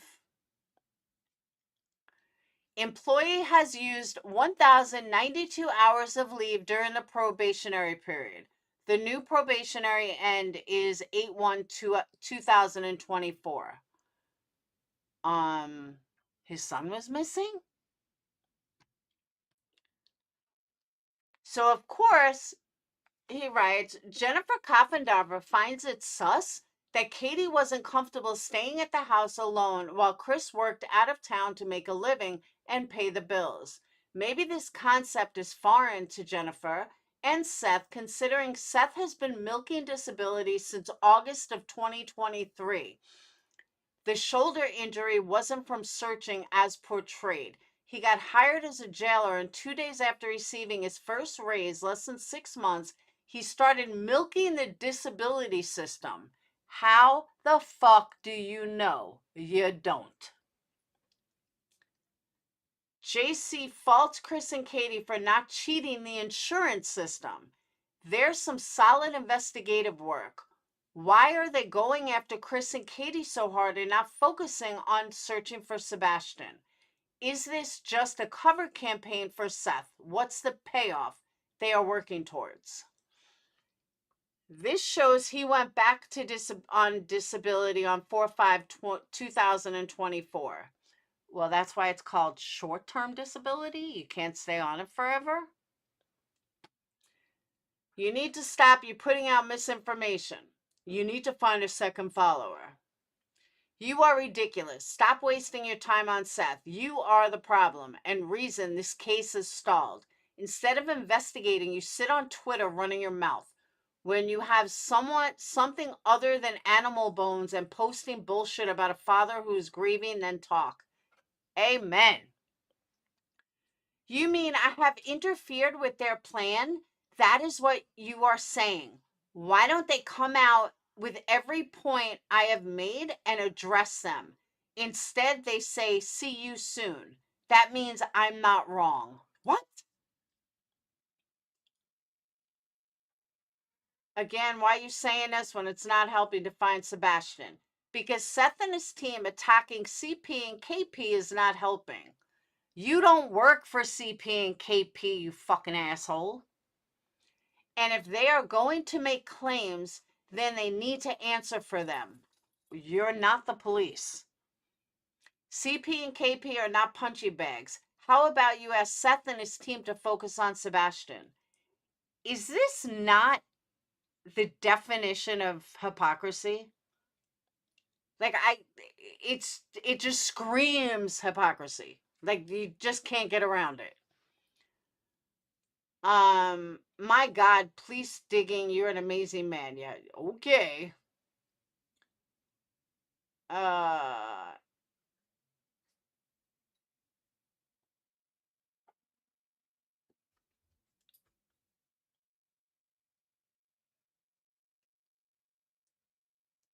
I wonder since Seth has been milking. Oh my God, see, he puts this out. Here's the thing. He puts this out there. He puts it out there, and then all his idiot followers are talking about Seth's disability. Nobody said Seth milked it. Something could have legit happened that Seth had to take disability. But you see the pattern of how people go after him for no reason? They don't know his fucking life. They don't know why he took a disability.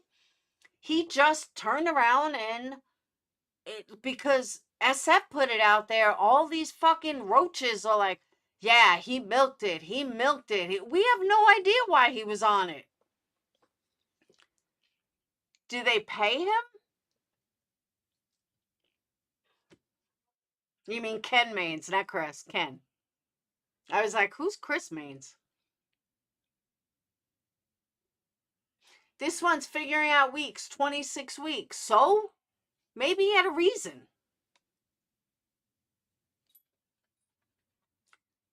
Sus to me is going on and on about his bum shoulder that kept him from working and searching for Sebastian. Seth supposedly had surgery on his neck to repair one of his 19 slipped spinal discs.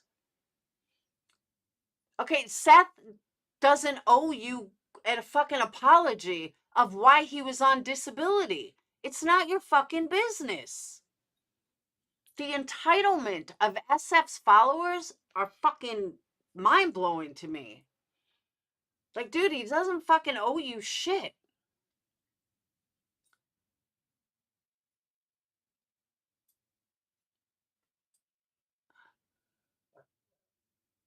I'm sorry, JC, Jennifer Coffendoffer is definitely a fucking idiot, but she's not a narcissist, unlike SF. Tiffany says, who cares? What does this prove? How does this bring Sebastian home? You're so unprofessional. Amen.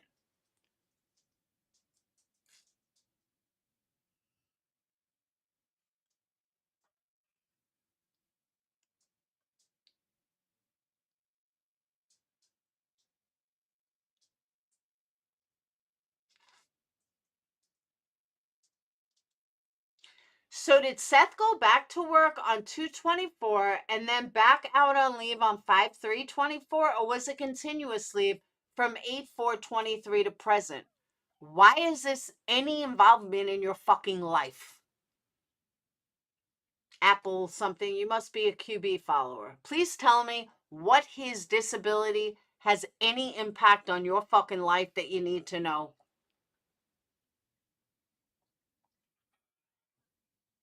And honestly, I don't even fucking like the dude. I don't like anybody involved in this case. Aileen. Remember Aileen? You guys know Aileen?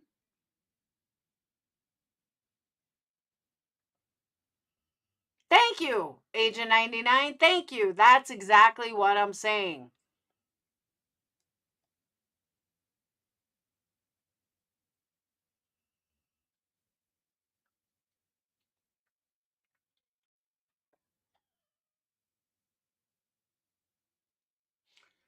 Seth Rogers deserves to draw any help he's accepted for it. Like the rest of us, be glad he can still work. I hate something to happen to you when you have to depend on disability. It will one day. Short-term disability must have been something other than the current injury to be homebound. Why is it your fucking business? Don't worry about why he was on disability. It's not your business.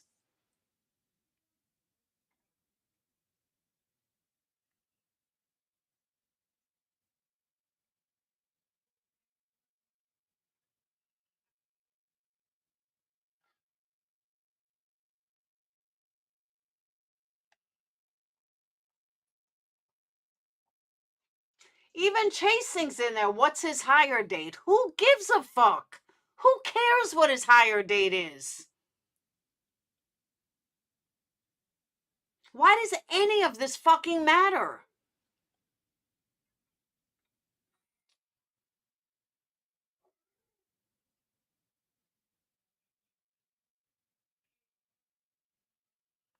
Yeah, Beth. I am absolutely doubting Coffindoffer's ability. The woman is a moron.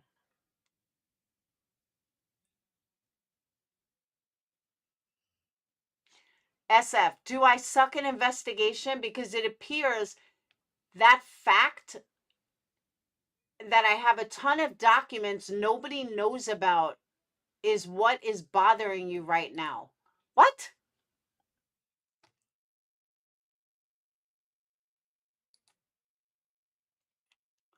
No, I don't want to. I want to see it. What's the comments?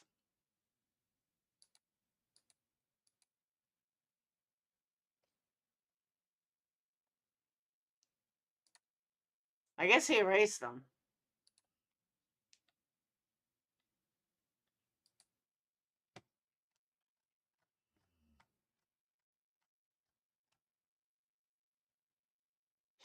Here we go. Are you a teenage drama queen or a PI? What does any of this have to do with finding Sebastian? Seth never said he was injured while searching. You obviously haven't been following closely. He stated he's had problems for many years with his C4, C5. He hasn't been milking anything. Thank you, DT.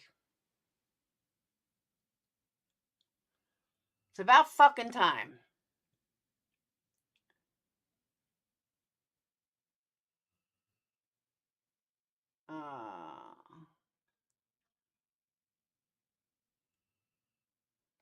Who cares?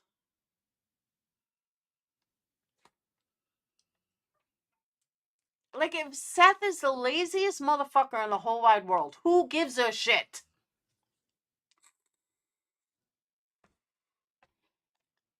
You don't get all your pay either. No, you get half of it. Well, I think it depends on your company, actually. Laura, you've been right about how the people have been in this case on both sides. Thank you, agent. I'm a smart bitch when I want to be. Nah, but thank you. I think that's how I keep Amber around. She always doubts me, and then I turn out to be right. She's like, I gotta stay. I can't leave this bitch. She's usually right when it comes to people. Ew, you're such a little girl, Steven. Nobody gives a flying fuck about the crap you're spewing. Everybody knows you're a fraud and suck an investigation. Amen. Oh, that's where the do I suck an investigation came in. All right. Oh, he's got a ton of documents nobody knows about.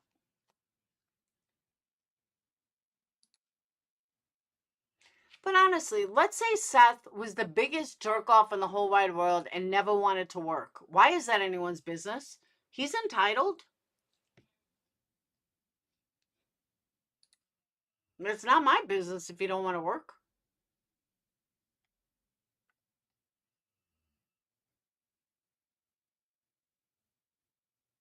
Seth's GoFundMe from March. I think his family, whomever runs it, needs to raise the goal. Okay. I saw this one too. This will not be a popular opinion, but I'm used to that. I believe Katie and Chris Proudfoot are the best hope for finding Sebastian, not Seth or his newly hired PIs. All right. Just looking at statistics alone, I was thinking about this when I was researching earlier. Just looking at statistics alone, a lot of times it comes from the parents. When a child goes missing, a lot of times, majority of the times, it's from a biological parent. Seth was nowhere to be found. The only one home allegedly was Katie, and Chris was allegedly not around. The story is sketchy to begin with. And I said from the beginning, if Katie is involved, I don't think Chris even knows about it. If she was, not saying she was. But the odds that Katie has something to do with this is far greater than Seth. So that's why when people are continually bashing Seth about it, well, I'm sorry, not bashing Seth, continuing to like, oh, Katie's so wonderful, and she very well might be. I don't know the lady. But if you, statistically speaking, she would be the one that has something to do with all of this. She's the one that made her son disappear. She was home. They saw her drive around. There's a lot of little things that do point towards her. So for people like SF to run around saying, oh, well, she's most likely going to solve it. Actually, she's most likely the one that is involved. Just saying. How was she involved? She got him out through the garage. I mean, through the driveway, through the garage. Not that hard. And if nobody was home, the cameras weren't connected. So many signs are fucking weird. He's not on camera anywhere, not leaving anywhere.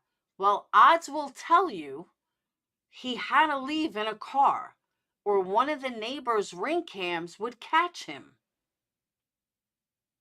It's just the way it is. Now, one thing I do want to say before I forget, totally kind of off subject. I heard this last night without calling him out for being an idiot. If anyone is confused, I know my chat is very intelligent, and you're probably going to laugh that I even have to reiterate this, but I am, because I heard this last night and I couldn't believe how fucking stupid people are. When someone uses the expression,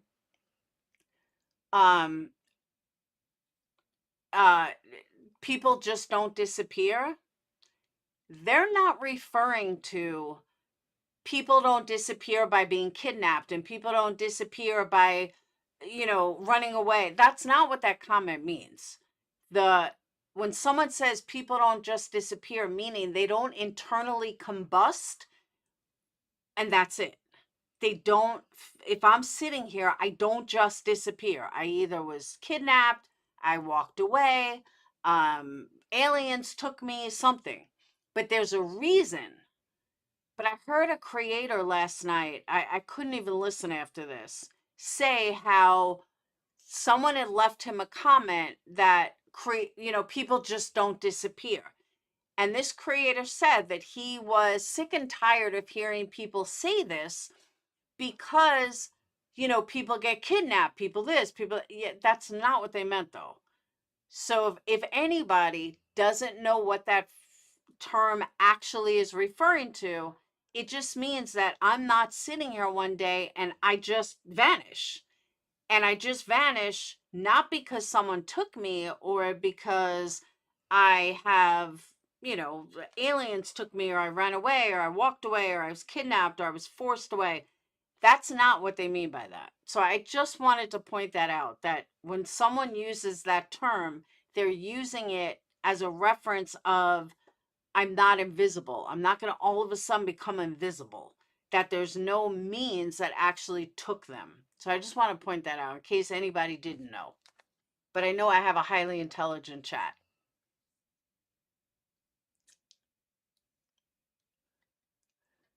2 days.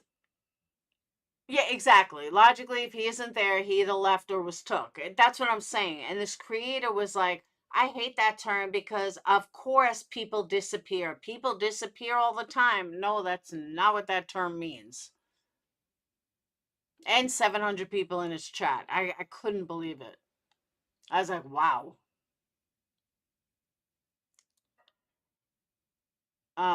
Something is bothering me. Search for Sebastian.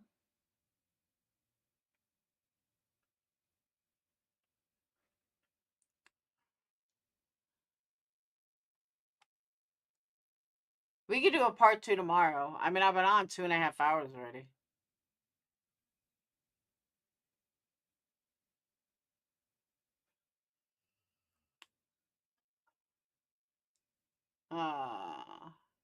Okay.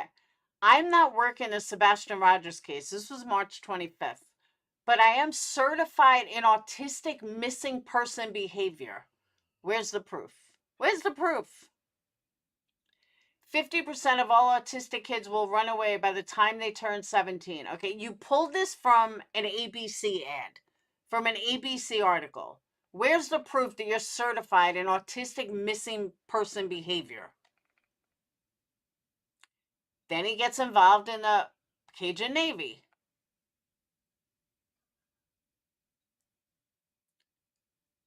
Kylie Rodney deserved a better search response than this. Looks like the exact same thing as Sebastian Rogers. Did he use the same footage?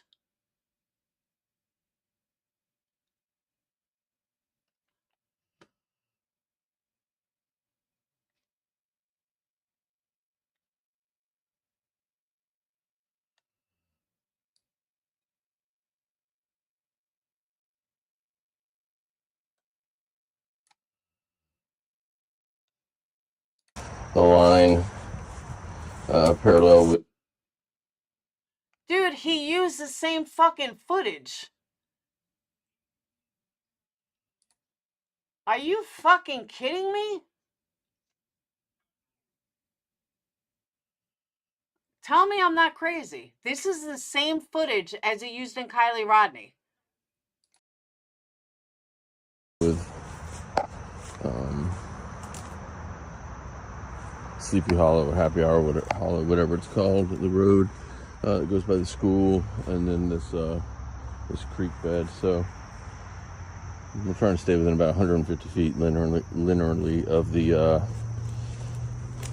grass, where it'd be reasonable to walk in from. You can't really see it there, but we're actually not that far in.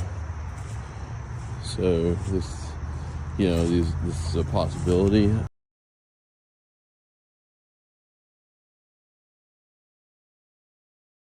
All right, so that was him looking for Sebastian Rogers. Now let's go back to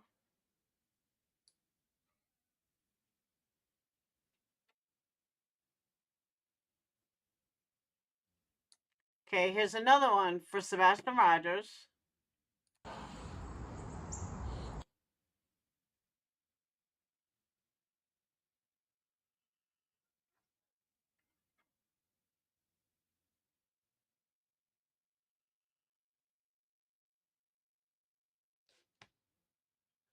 And the reason why I think it's the exact same video, what are the odds that both videos have the exact same sunlight? I mean, I understand woods could all look the same, but what are the odds that they all have the exact same lighting?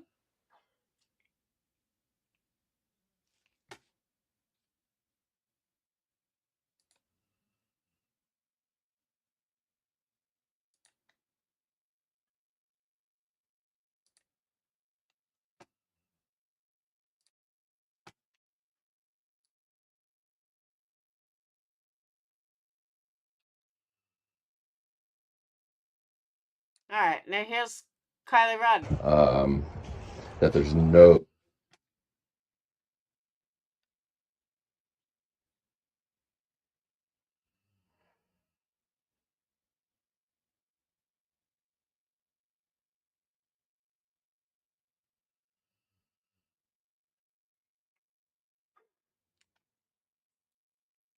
I don't know. Both videos have the exact same shade. I guess these trees are different.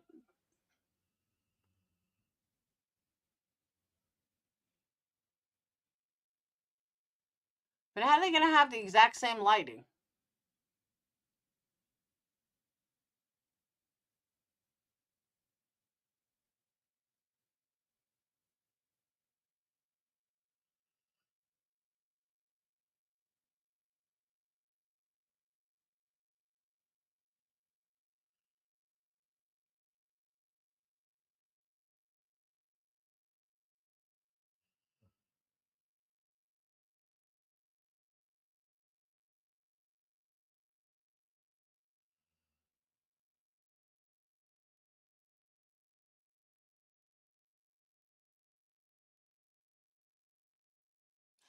I guess the trees are different.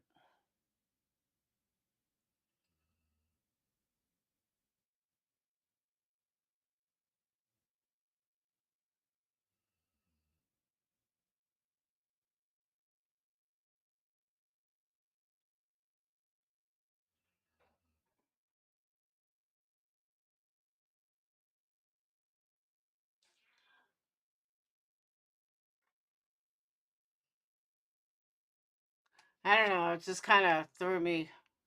I was like, imagine this guy used the exact fucking same video.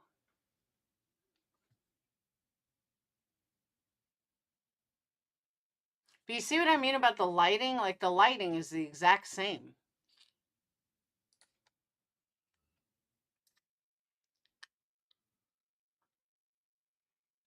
Oh, this is the litigation with Betty.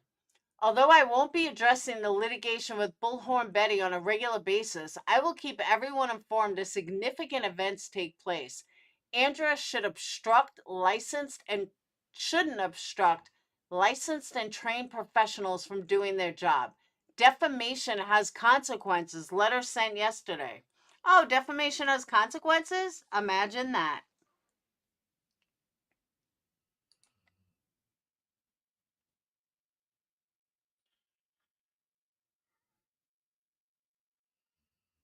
Okay.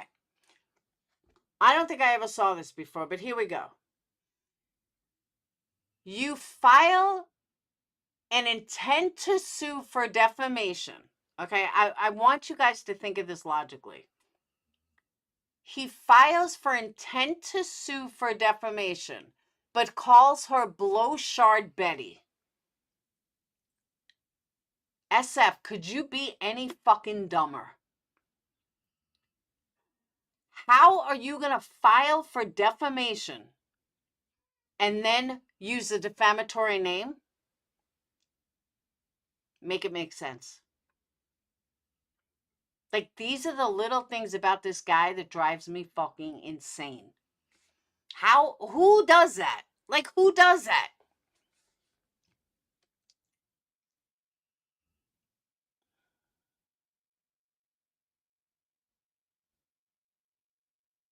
And why can't you show your address of your business? Isn't it a legal entity? My business address is fucking everywhere. Even though it's my home address, it's also my business address. So why are you hiding it? Yeah, but this wasn't even filed with the court. That's the funniest part. But he's doing exactly what Nick did. Except Nick actually filed it with the courts. He hasn't even gone that far.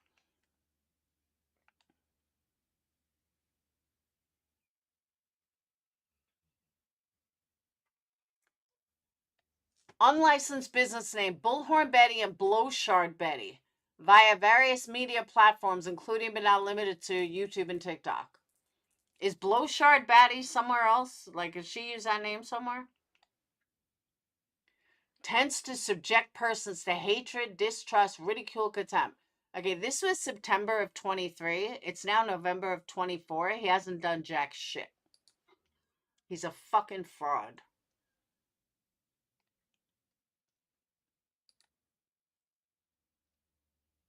More drama. Here's Betty. More drama from your unprofessional camp.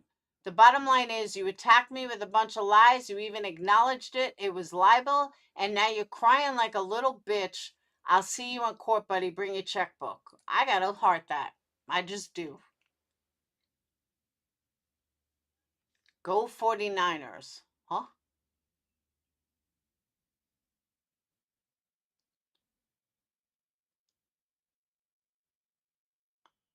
See, this is all narcissistic supply. That is not me, by the way. You've helped so many people. You're just so wonderful.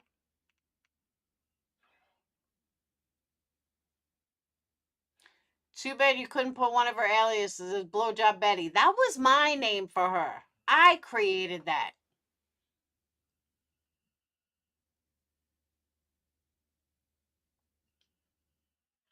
I get no fucking, no credit for shit. I'm telling you.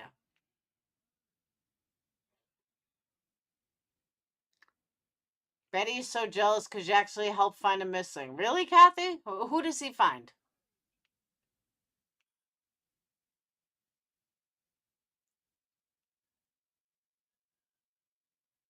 Good luck. You got my support. All narcissistic supply.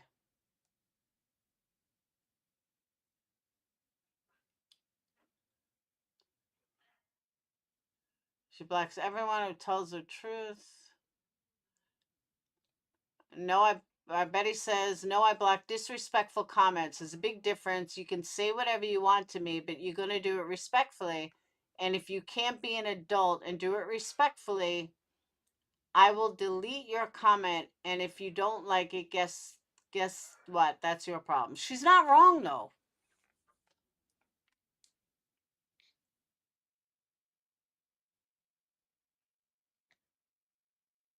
Her jealousy for professionals, because he's just so professional.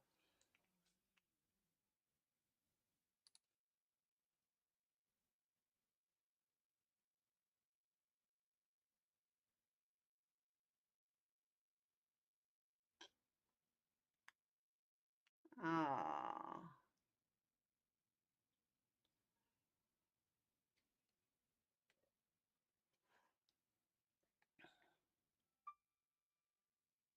The Profound Project report about Seth Rich murder case. Does anyone know who Seth Rich is? Oh, it's old.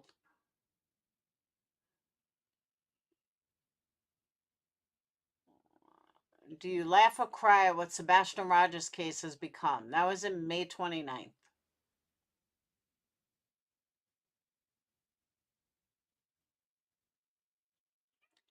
Yeah, but I don't think the money... Did he have a GoFundMe on that post?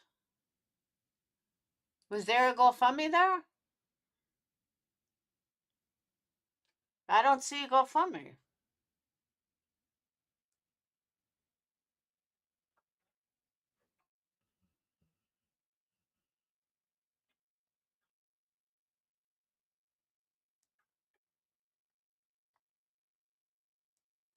I don't see where he's asking for money.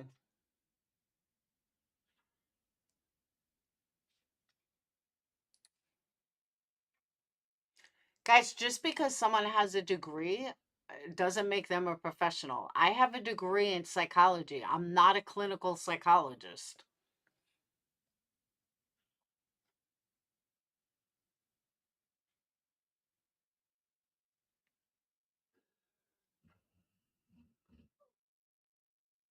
I'll be a guest on tomorrow on Crime Stories at Nancy Grace. I have not been sent or served with a cease and desist or a federal state injunction as threatened. Oh, you are now.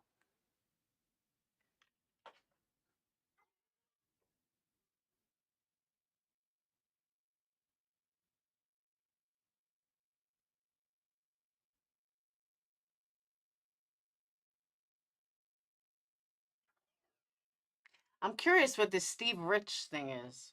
I know you're saying he did, but I need the proof.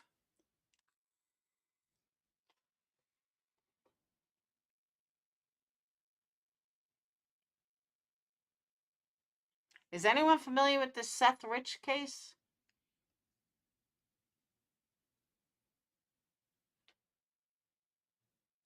Seth Rich was the DNC staffer that was murdered here in DC. The murder remains unsolved. The FBI told us it had no documents, but out of the page documents that refers to Seth Rich.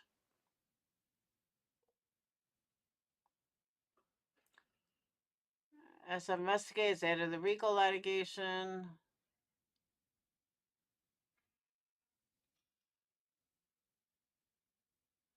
Last night and this morning, divers with tanks recovered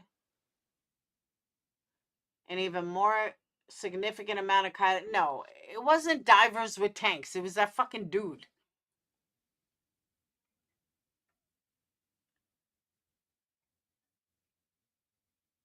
All right, so he was all about Chloe.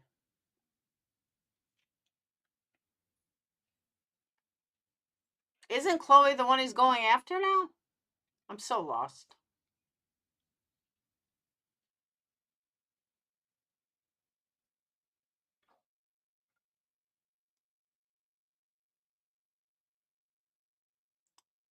Rogers is more candid than Comey.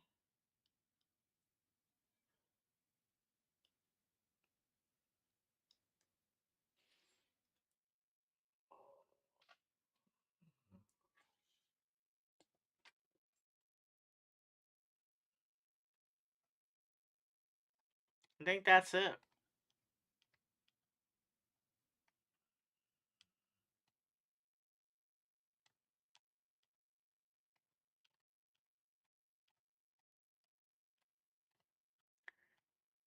Who's oh, it's Julia he's going after. I couldn't remember. It's Julia he's going after.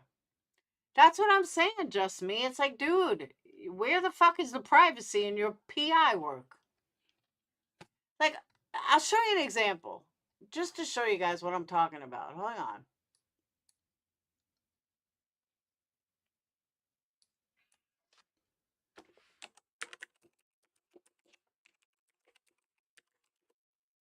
Oh, that was good spelling, Laura.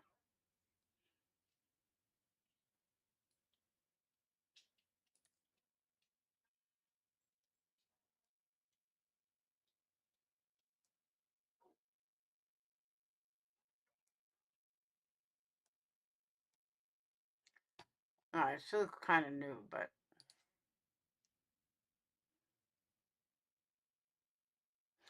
all right, Justin Hotson looks pretty legit. Looks kind of new. He's also in California. CPI is a California private investigator and owner of Hudson PI, a professional investigations firm. You know what you don't see?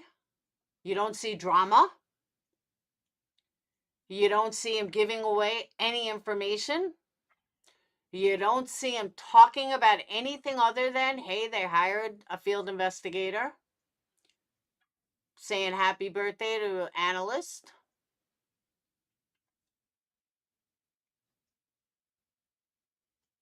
Talking about all the people that work for him.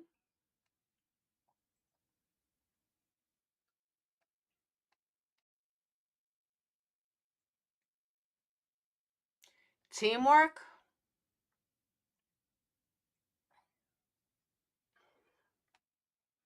He's got, it looks like a pretty big firm, too. And basically, he's just talking about celebrations. Grateful at my team.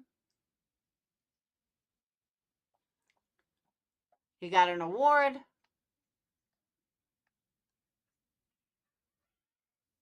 Are you curious about the world of private investigators? Justin, I mean, this is what real PIs do. This is what they look like. This is what they act like on social media.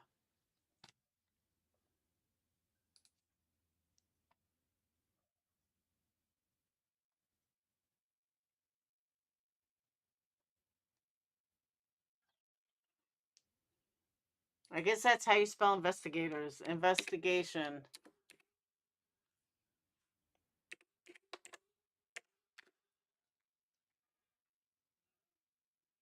All right. We are licensed private investigator and bail recovery agents.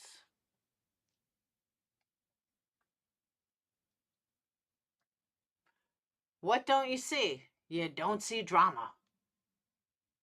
You don't see them posting every fucking thing they do.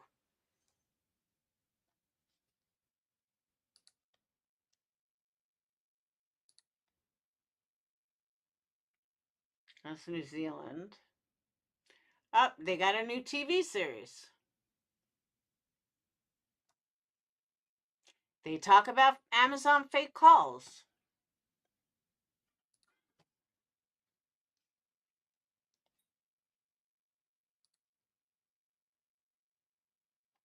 Shit, paranormal investigators have less fucking drama than Steve.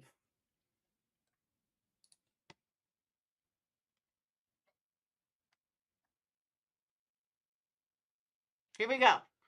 Without warning, honored to be named one of PI Magazine's top professional investigators. Let's see what their Facebook looks like. Oh, this is, I interviewed her. That's Sheila.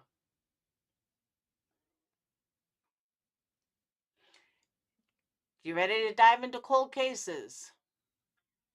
Step into the world of unsolved mysteries.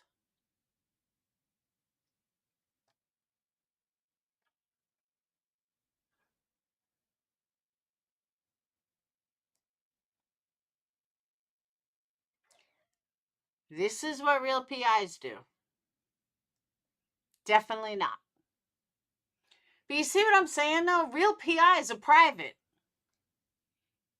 They don't boast every fucking thing.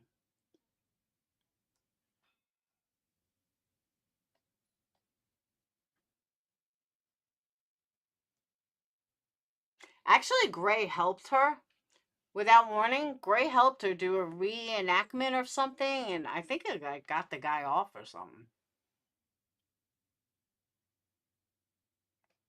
But you see the difference between SF and everybody else? They talk about investigation stuff, true crime stuff. They don't need to go through every fucking thing that someone does. That's ridiculous.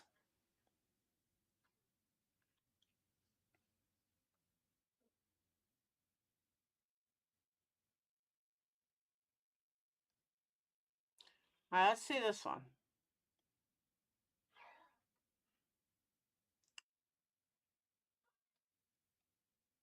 Dennis Nelson.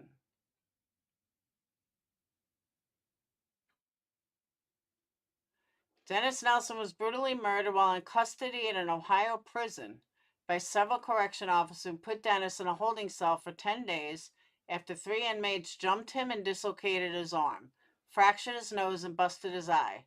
Instead of taking him to the infirmary, they locked him in a hot holding cell, and the correction officer pepper sprayed him for 3 days and turned his water system off. They brutally burned and beat Dennis till he took his last breath while handcuffed. The warden contacted his mother. This looks interesting. The warden contacted his mother at 2:30 a.m. and said Dennis was found non-responsive and deceased while in his holding cell. They deceitfully took Dennis to have an autopsy performed at 4:30 a.m. without his mother's permission or notification to cover up their crime. When Dennis' body was shipped to his hometown, his mother witnessed that Dennis' body was severely beaten and tortured. After 12 weeks of lies and withheld autopsy reports, the prison coroner, Benjamin Trotter, he did not perform the autopsy. He signed off on Dennis' final autopsy as undetermined. The hospital and Benjamin Trotter are already under investigation for occurrence that happened in 2023. Dennis Nelson's family are trying to bring a second medical examiner to perform a private autopsy to shed light on the situation. Your contribution in any amount will help the family get the answers they need and legal help. We thank you in advance and we seek closure for justice for Dennis Nelson. Dennis was truly a humbled and very funny guy. He had a heart of gold. with love to all mankind. He knew no strangers, and his love and big heart touched many. All right, he was still in prison, though. Think regarding his corrupt doctor and affiliated hospital, lied about then his death date and condition. We are still seeking justice for this horrific crime. Damn.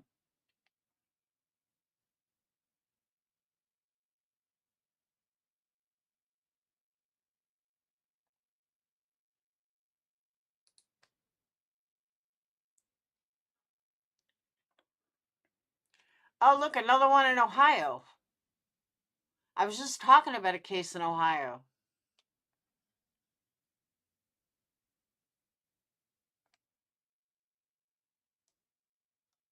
Dude, so many people die in jail.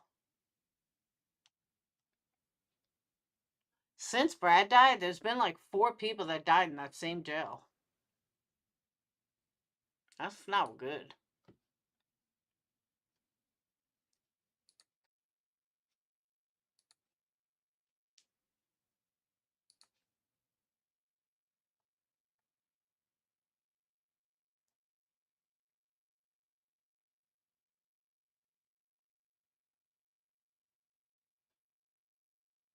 See what I mean, though? There's not one other private investigator that does what he does. Not one.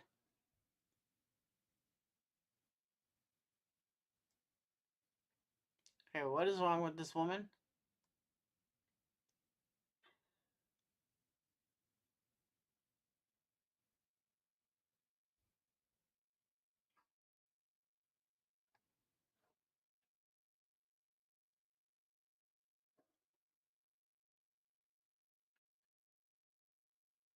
Like, they all talk about what it means to be a PI.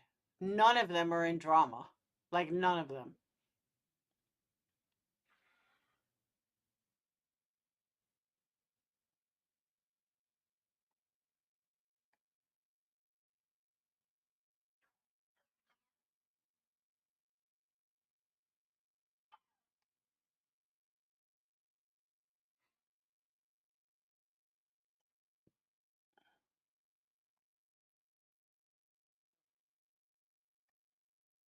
And interestingly, not one of them even posts their cases. Like, dude is such a fucking loser.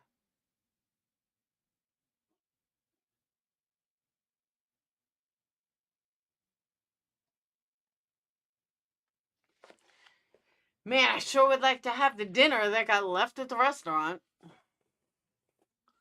Dumbass.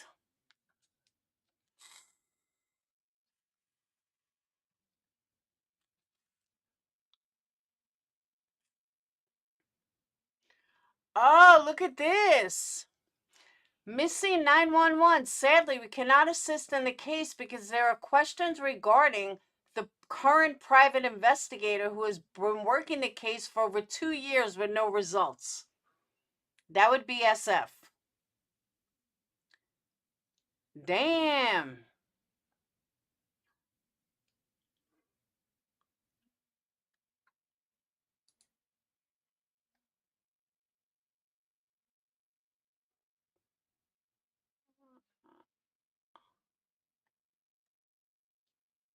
Oh, that's crazy. That's a direct dig.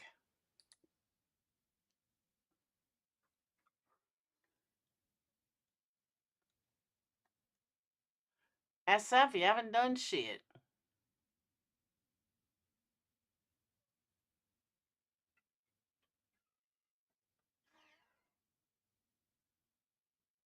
That's a cute name. PhD on the couch.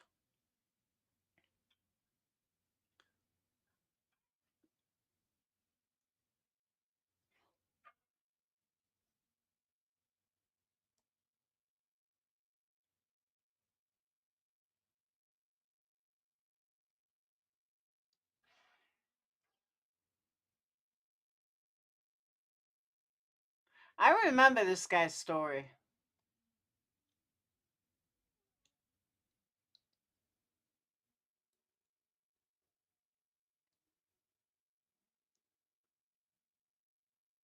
He like walked outside and disappeared.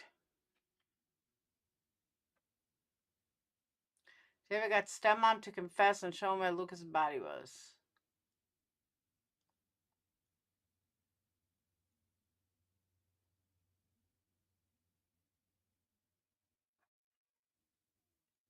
Like, I honestly, as a PI, why would it, even though you're licensed in the state of Florida, why would you want a PI that doesn't even live in your state? That's weird.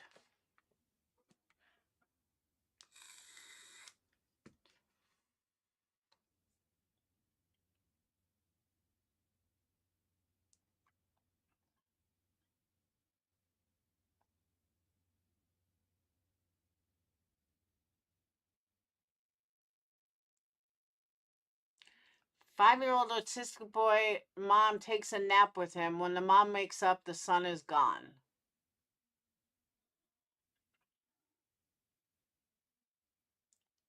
Jennifer Koffendorfer said it's similar to Sebastian Rogers.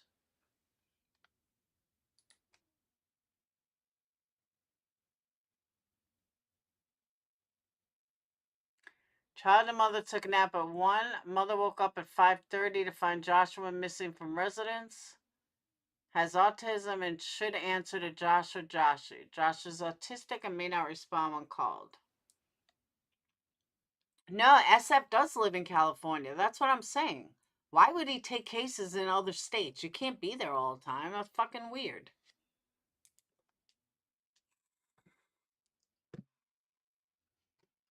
All right. The case of Joshua McCoy is right up the road for me, Jen. I spoke to the sheriff last night and asked if they could use more help. I was told they're not in need of more assistance right now and that federal help will be arriving. He did not expand further.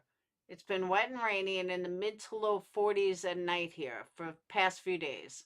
I have done canine searches in the area where Joshua allegedly wandered to. It is blanket of heavy force station. It would be easy for a searcher to get turned around there, let alone a child. The pond near the home was drained yesterday. Nothing was found. There's a lot of questions surrounding this case right now. I know for a fact that early help from other agencies was deemed not necessary. There could be more than one reason for that, as we both know.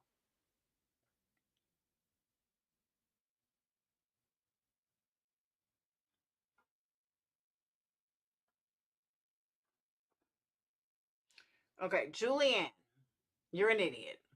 A 4-hour nap when you have a child to care for. All right, Julianne, you're a fucking idiot. You're probably a Queen Bee supporter. Let me explain why. If a child is not there to wake you up, you're not going to wake up. You obviously don't have children. You don't set an alarm and you take a nap. Usually your kid will wake you up.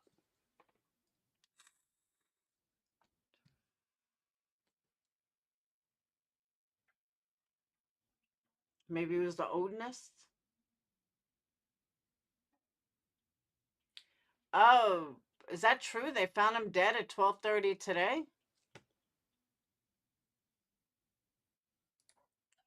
For real?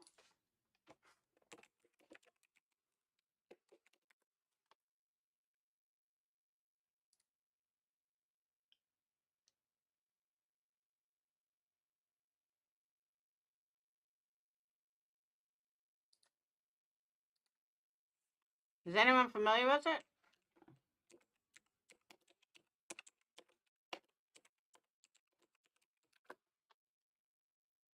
Yeah.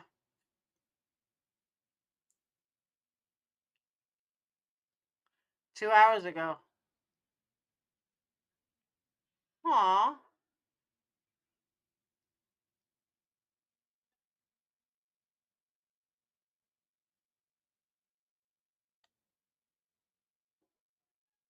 Guys tried pinging the boy's cell phone, but it did not yield any information. A pond on the property was drained. Nothing was found. Sheriff said the boy's body was discovered 12:30 on Tuesday, about 1.5 miles from a home. Nothing is being ruled out. Wow, that's sad.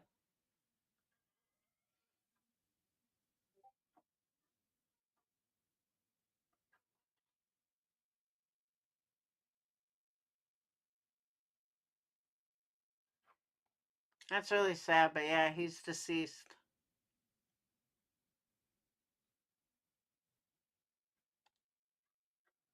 Aw. Rest in peace, little man.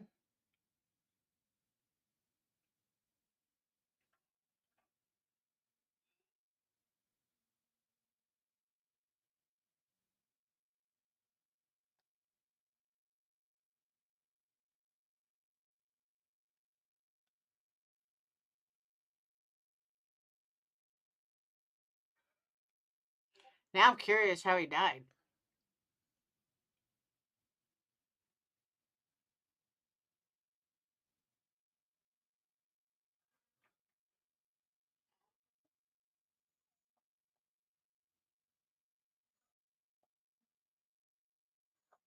That's sad.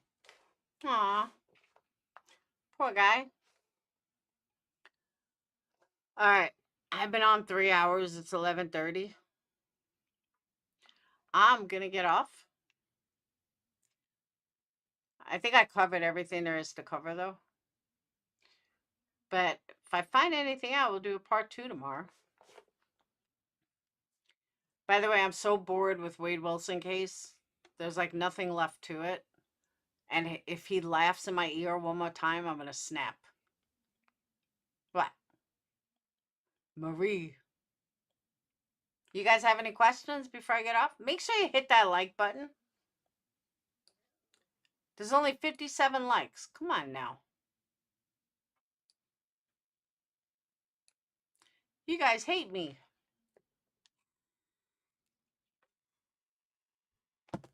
Whoops. Marie, just say my name for a reason? I did see the cute little monkey. I meant to call him and I kept forgetting.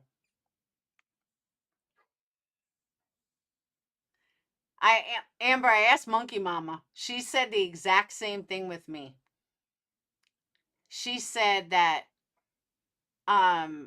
she totally agrees that if anybody can handle a monkey, it's Justin. I tried with the glare and now with SF. If you had to choose one, who would it be? Oh, definitely the glare.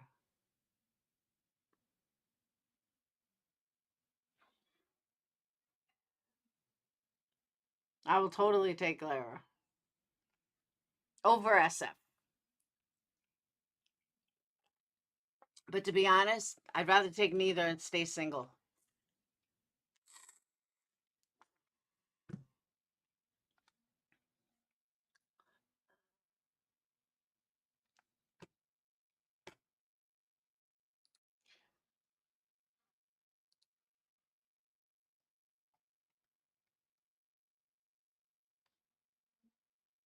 See, I want to know why they can't work with SF.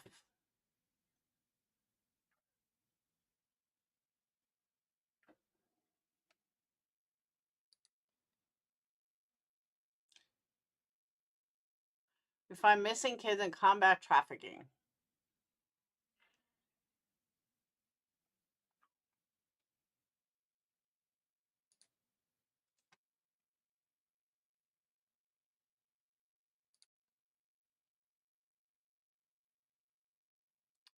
Why can't people reply? What the fuck?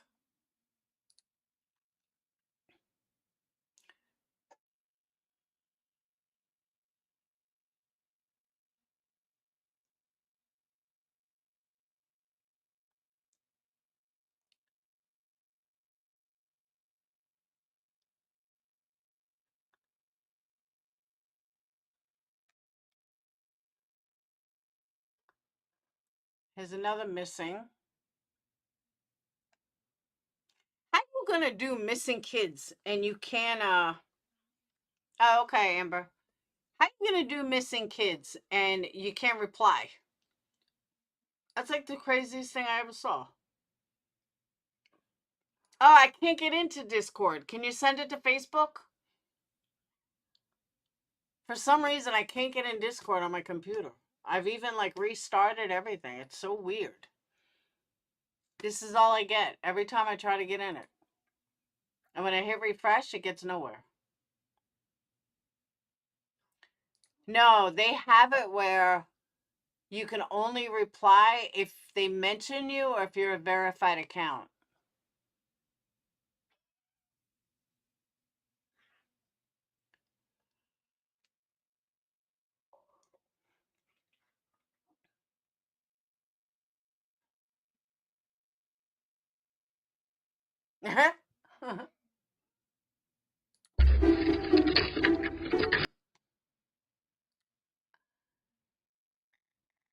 What the hell is wrong with this lady?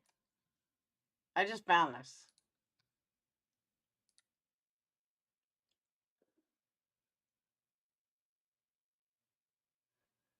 Like, dude, what the fuck is wrong with you?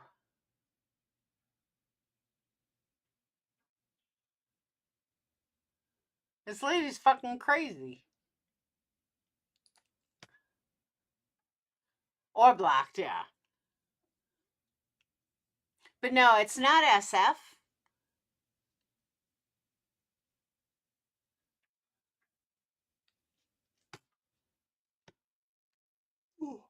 It's just missing person case. Just missing channel.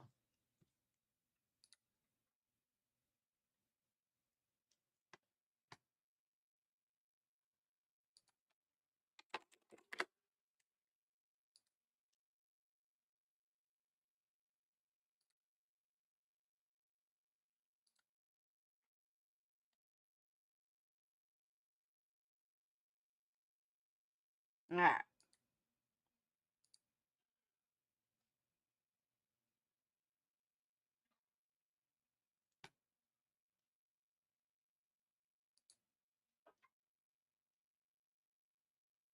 Child, if a parent All right.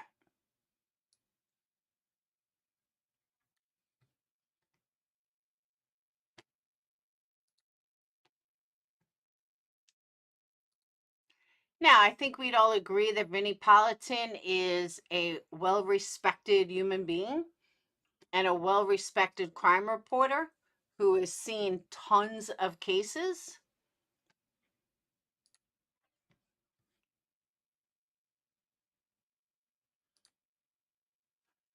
Damn, he's almost at 100,000 subs. Go Vinny.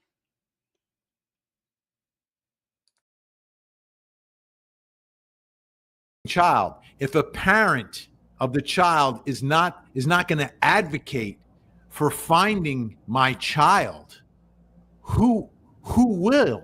Who will? Like, why would we? Why would the public? If the parent of the child is not out there advocating for the search and the answer and finding my baby, no matter how old my baby is, whether my baby is literally a baby or my baby is 30 years old, if a parent isn't out there advocating for that, like, the chances are it goes by the wayside in that huge pile of cold cases that exist. And then it's out of sight, out of mind. The reason that Sebastian remains on the minds of everyone and this story has not ended is because of Seth. Child, if a parent of Amen, Vinny. Isn't that what I just said? That's what I just said earlier. He's right. That it's because of Seth that people are still talking about the case and Betty and everybody else. As much as I may not like Betty or Seth or Brittany or Nick, they're the only ones keeping the fucking case alive.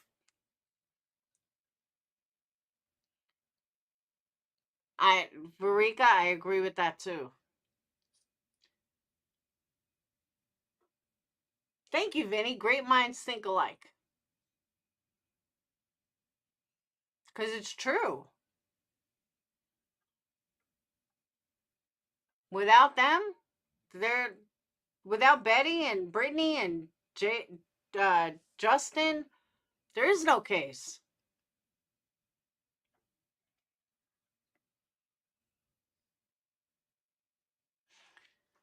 Marie, they're stopping people from looking. They're sending out C&Ds to people. They're not out there looking. They're not. They're not keeping the case front and center.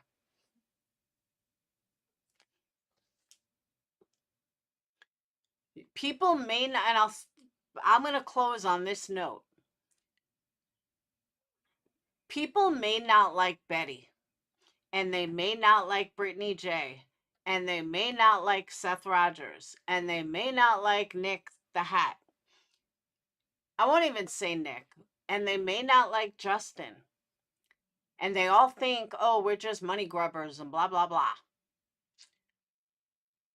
But if not for these 4 people, nobody on YouTube would be talking about Sebastian Rogers anymore. Do you hear anybody talking about Summer Wells? Nope, you sure don't. They moved on. And that's exactly what would have happened with Sebastian Rogers. They would have moved on. Time to move on. You see what I'm saying?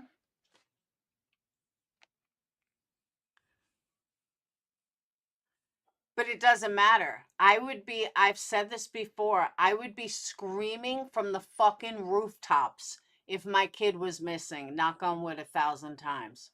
I would be screaming from the rooftops. I don't give a fuck what LE says. I want to find my kid. I don't give a fuck if you tell me to stay home. I ain't staying home. I'm just not. Tell me not to go somewhere, well, I'll bring a cop to go with me. You could not stop me. I don't care if my worst enemy was making money off my kid, as long as they were helping me find my kid. JLR would be front and center. He'd be the first one I'd call. JLR, find out what happened to my child. I'll pay for you to get here. Just get here. Interview everybody. I don't care. Anyone, Betty, same thing. Start looking. I don't give a shit if I like them or not. I don't care if they made money on it, as long as they gave me answers. As long as they found my kid, something. I'd be on every news report, every station, everything. I'd put together a team of haters. JLR, Betty. People that I know will keep my case front and center. That will keep my kid's name out there. That will keep talking about my kid. And again, what the hell do I care if they make money on it? If they make money on it, it means they're going to keep talking about it.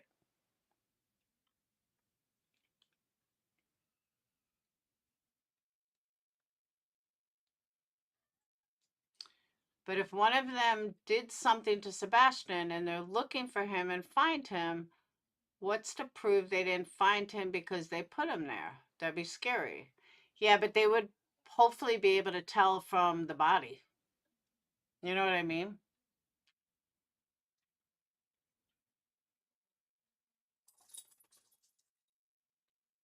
Exactly. They go over the timeline. They go over the interviews. I mean, think about it. When you have a missing child, you need a team of people. You need help. You need friends. He doesn't want to be alone. He wants to know that he can call Betty. He can call Justin. He can call Tony at any given time. And he found friends in them. And that's a good thing. And I still think him and Betty are going to get married. Maybe he found love after it. But, you know, that's what people need. They need someone to talk to. They need someone to connect with. You don't run people off who want to search for your child. I agree. And then take a certain someone to court to basically give a warning. Exactly. Somebody that the biological father she's helping. She's keeping your son's name out there. I don't know, but I know that I see things differently than most. But I don't care. Harass me all you want. Just find my fucking son. You want to stalk me? Stalk me. I don't give a fuck. Just find my kid. Make sure you look in the right places, though. You know what I mean? And I guess we don't know what we would do in that position, but if I knew that I did not do anything to my kid, there's no way in hell I'm going to give two shits what you say to me or do for me or anything. But that's what I'm saying, Maria. I wouldn't care as long as you find my kid. I mean, if you're focusing on me and not focusing on finding my kid, that's another story. But if you think I'm suspicious, I don't care. Put me in jail then, but find my kid. Get me answers. And that's why I'm saying I don't care if JLR led the fight, as long as someone gave me answers.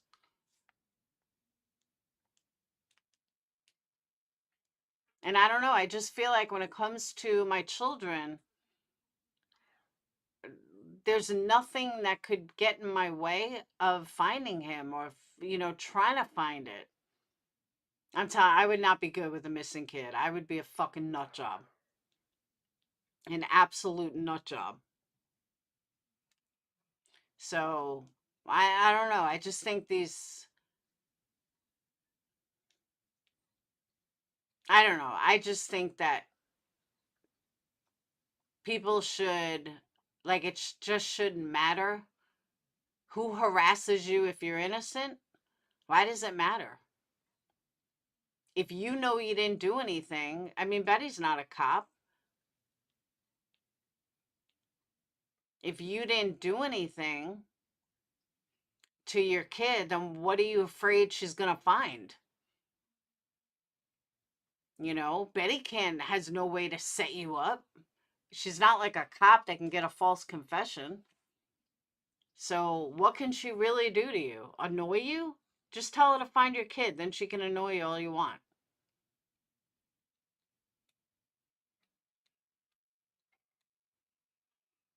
She may not, okay, but Marie, maybe she can't attend that vigil. Why can't she have her own vigil? Why can't she put together her own vigil? Why does she have to attend that vigil? Do your own.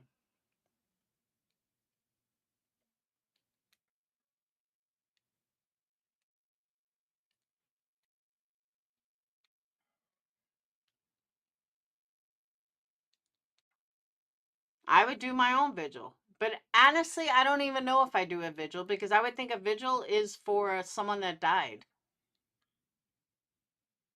Brooke, that's exactly what I'm saying.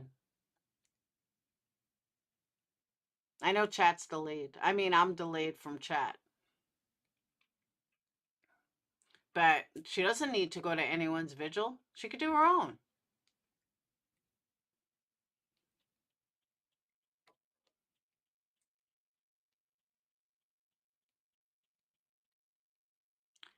You're not going to win this argument. It's chat. We're on Sebastian's side, on Betty's side, and everyone who will fight tooth and nail to find that child.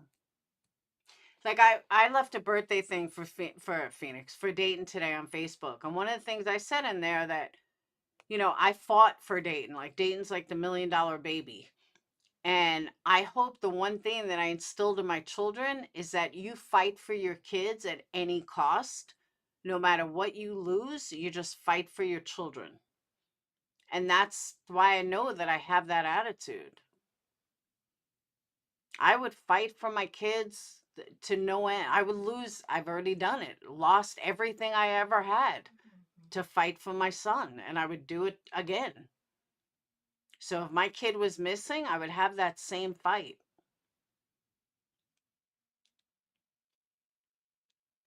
So I don't understand just sitting back.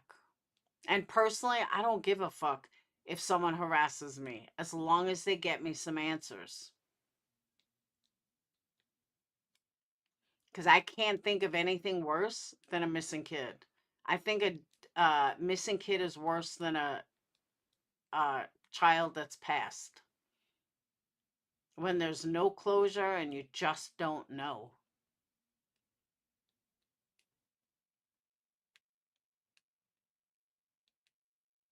To be honest with you, I said this from day one. If if something happened, I don't think Chris is involved. I think it's all Katie.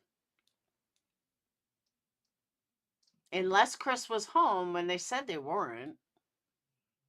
Exactly. I fought for my missing dog harder. I understand that, just me. Because you're right.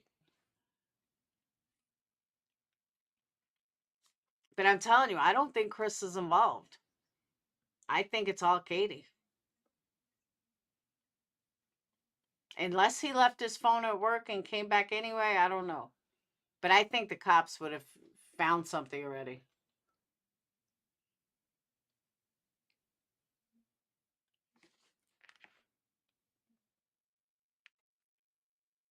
But like I said, I know I think differently than a lot of people. And a lot of people could not, are more worried about someone making money on their kid's name. Who gives a fuck? Just find answers. Would I want someone lying about my kid or lying about me? No.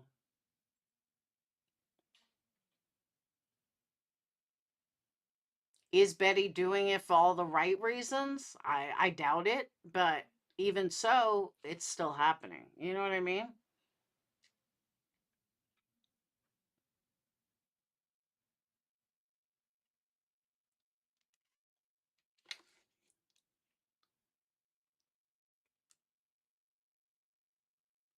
So,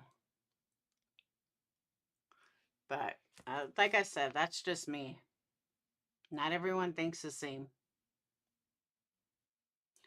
But it is now 3.5 hours.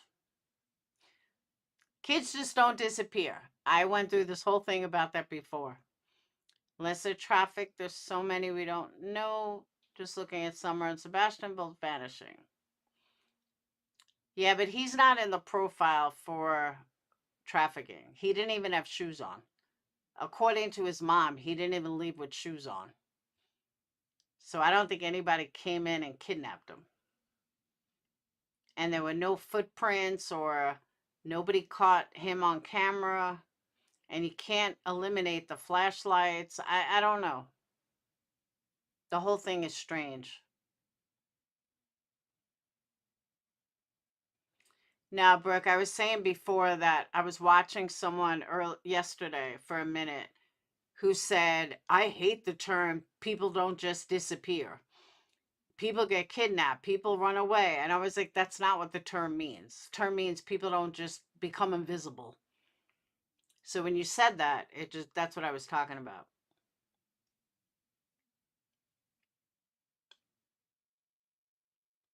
It's not easy doing a panel for 3.5 hours by yourself.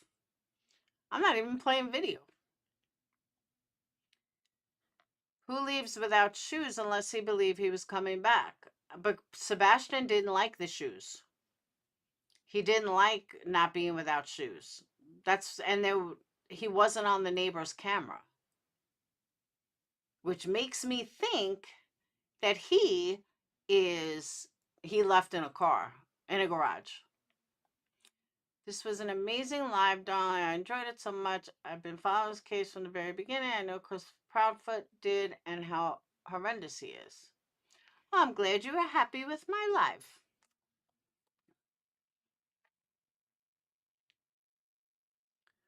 Yeah, nobody, no clues, no video camera, nothing. It is so crazy.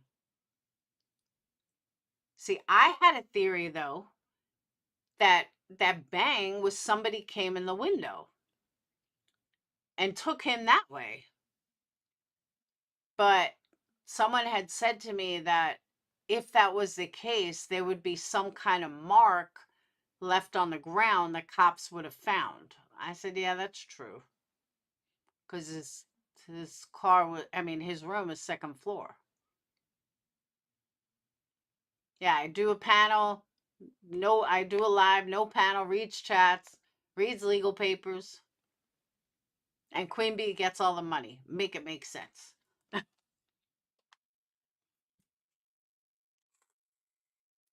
And by the way, speaking of, naming her in this lawsuit is only going to gain her 3 times more money than she makes now.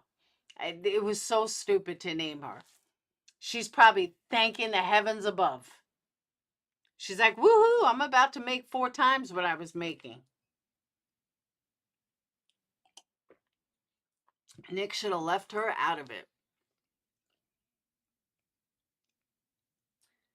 Ellie has evidence we don't know about, allegedly. Killing taken outside the garage. You're saying maybe Sebastian left the garage. Yes. I personally, and I've said this from day one. First, like I said, first I thought that bang that she heard was somebody broke in the window. Somebody actually climbed in the window and took him out that way. But someone else said there would have been some kind of marking on the ground. Okay, true. That was first thought. My second thought was that he left through the garage with his mom, who took him out through the garage. And maybe they were going to get ice cream or something. I don't know. But I never did forget when they said that, I forgot who it was. I think it was the neighbor that JLR interviewed that said something about the woman thought she saw Sebastian like in a car in a white van. I don't remember. It was something crazy. But I never forgot that either. And then other times I thought maybe he's still alive. Maybe she put him somewhere safe. I just think cops would have found him already.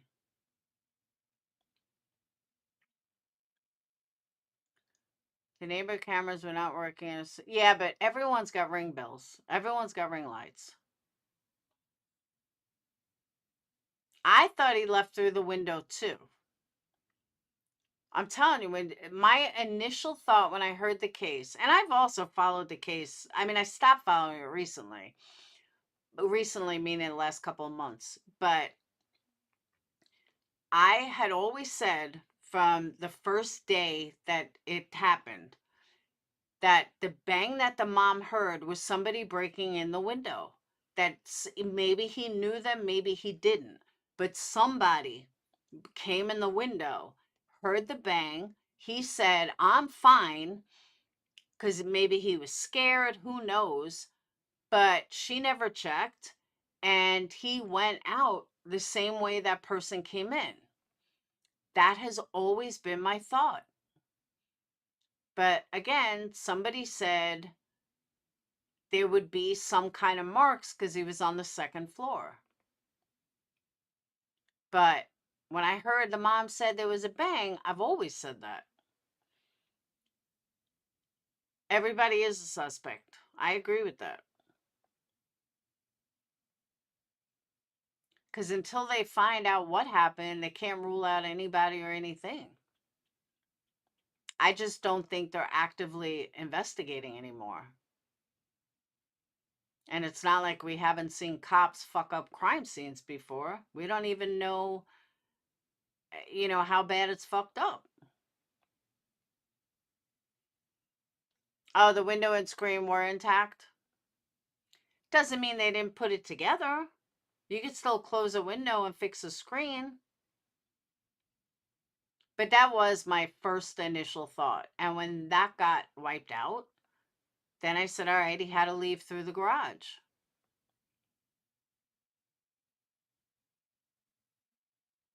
I mean, and then she drove around, and I don't remember exactly, but there was something sketchy about her driving around.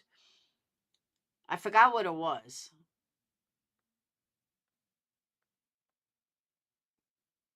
But there was something sketchy about it. I just can't remember exactly what was sketchy about it. Oh, I agree.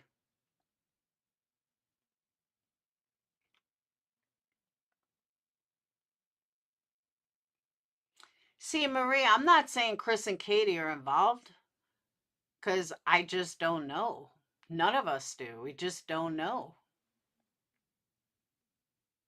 Yeah, I haven't covered it much here because I did in the beginning, and then it got taken over by, like, crazies, so I walked away. I don't like spending that much time on a case, though. I never did.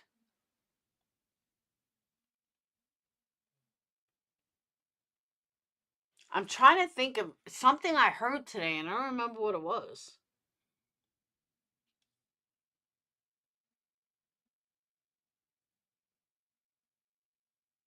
Well, Seth has an alibi because he was at work. Chris allegedly has an alibi because he was at work. Katie has no alibi. Oh, he's on the first floor? I thought it was the second floor.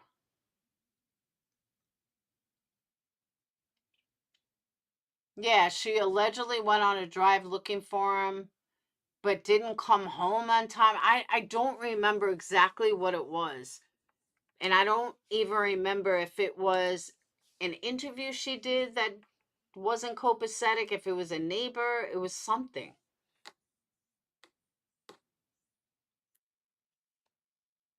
And I also want to say, real quick before I get off, and we can totally pick this up tomorrow, but I gotta get off. It's been too long. But what's his name? Richard Allen. I was talking to a Patreon about this earlier today. You heard it here first. I truly believe they convicted him on all counts because they were scared. I heard they were getting death threats. They were scared not to. Even if they think he's innocent, they had to vote him guilty on all charges, and that's a whole nother interesting conversation. Yeah, they can't rule it out. Look at fucking Susan, what's her name?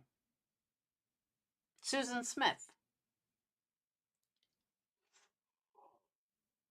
All right, I'm getting off before I get into a whole nother conversation. But thank you guys for being here. I will see you guys tomorrow. I hope you guys have a wonderful night. I'm glad you guys enjoyed this live, and we can do part 2 tomorrow. There's other things I want to discuss too. One of them being Dan Markel case. And I'll talk to you guys later. Thank you guys for Super Chat, PayPal, Cash App. Don't forget, order your candles, energycandles.com. Jiggy, if you catch us on the replay, I know you asked me about Black Friday sales. Yes, I'm actually setting them up now. I'm probably going to do flash sales all day. Where flash sales meaning like every hour I'm going to have a different sale going on. I'll probably be live for them because I'm not going shopping this year because I have no money. I got to save for a wedding. So I am, by the way, he got the band replaced today. He told me all about it. I'm so excited for her to get it. But I'm probably going to do flash sales all day. I'll probably be live like a half hour out of every hour all day. So, all right. So that's what's happening for Black Friday. And I'll see you guys tomorrow. Have a wonderful day. Make sure you hit that subscribe button, hit the thumbs up, and that's it. I'll see you guys tomorrow. Peace.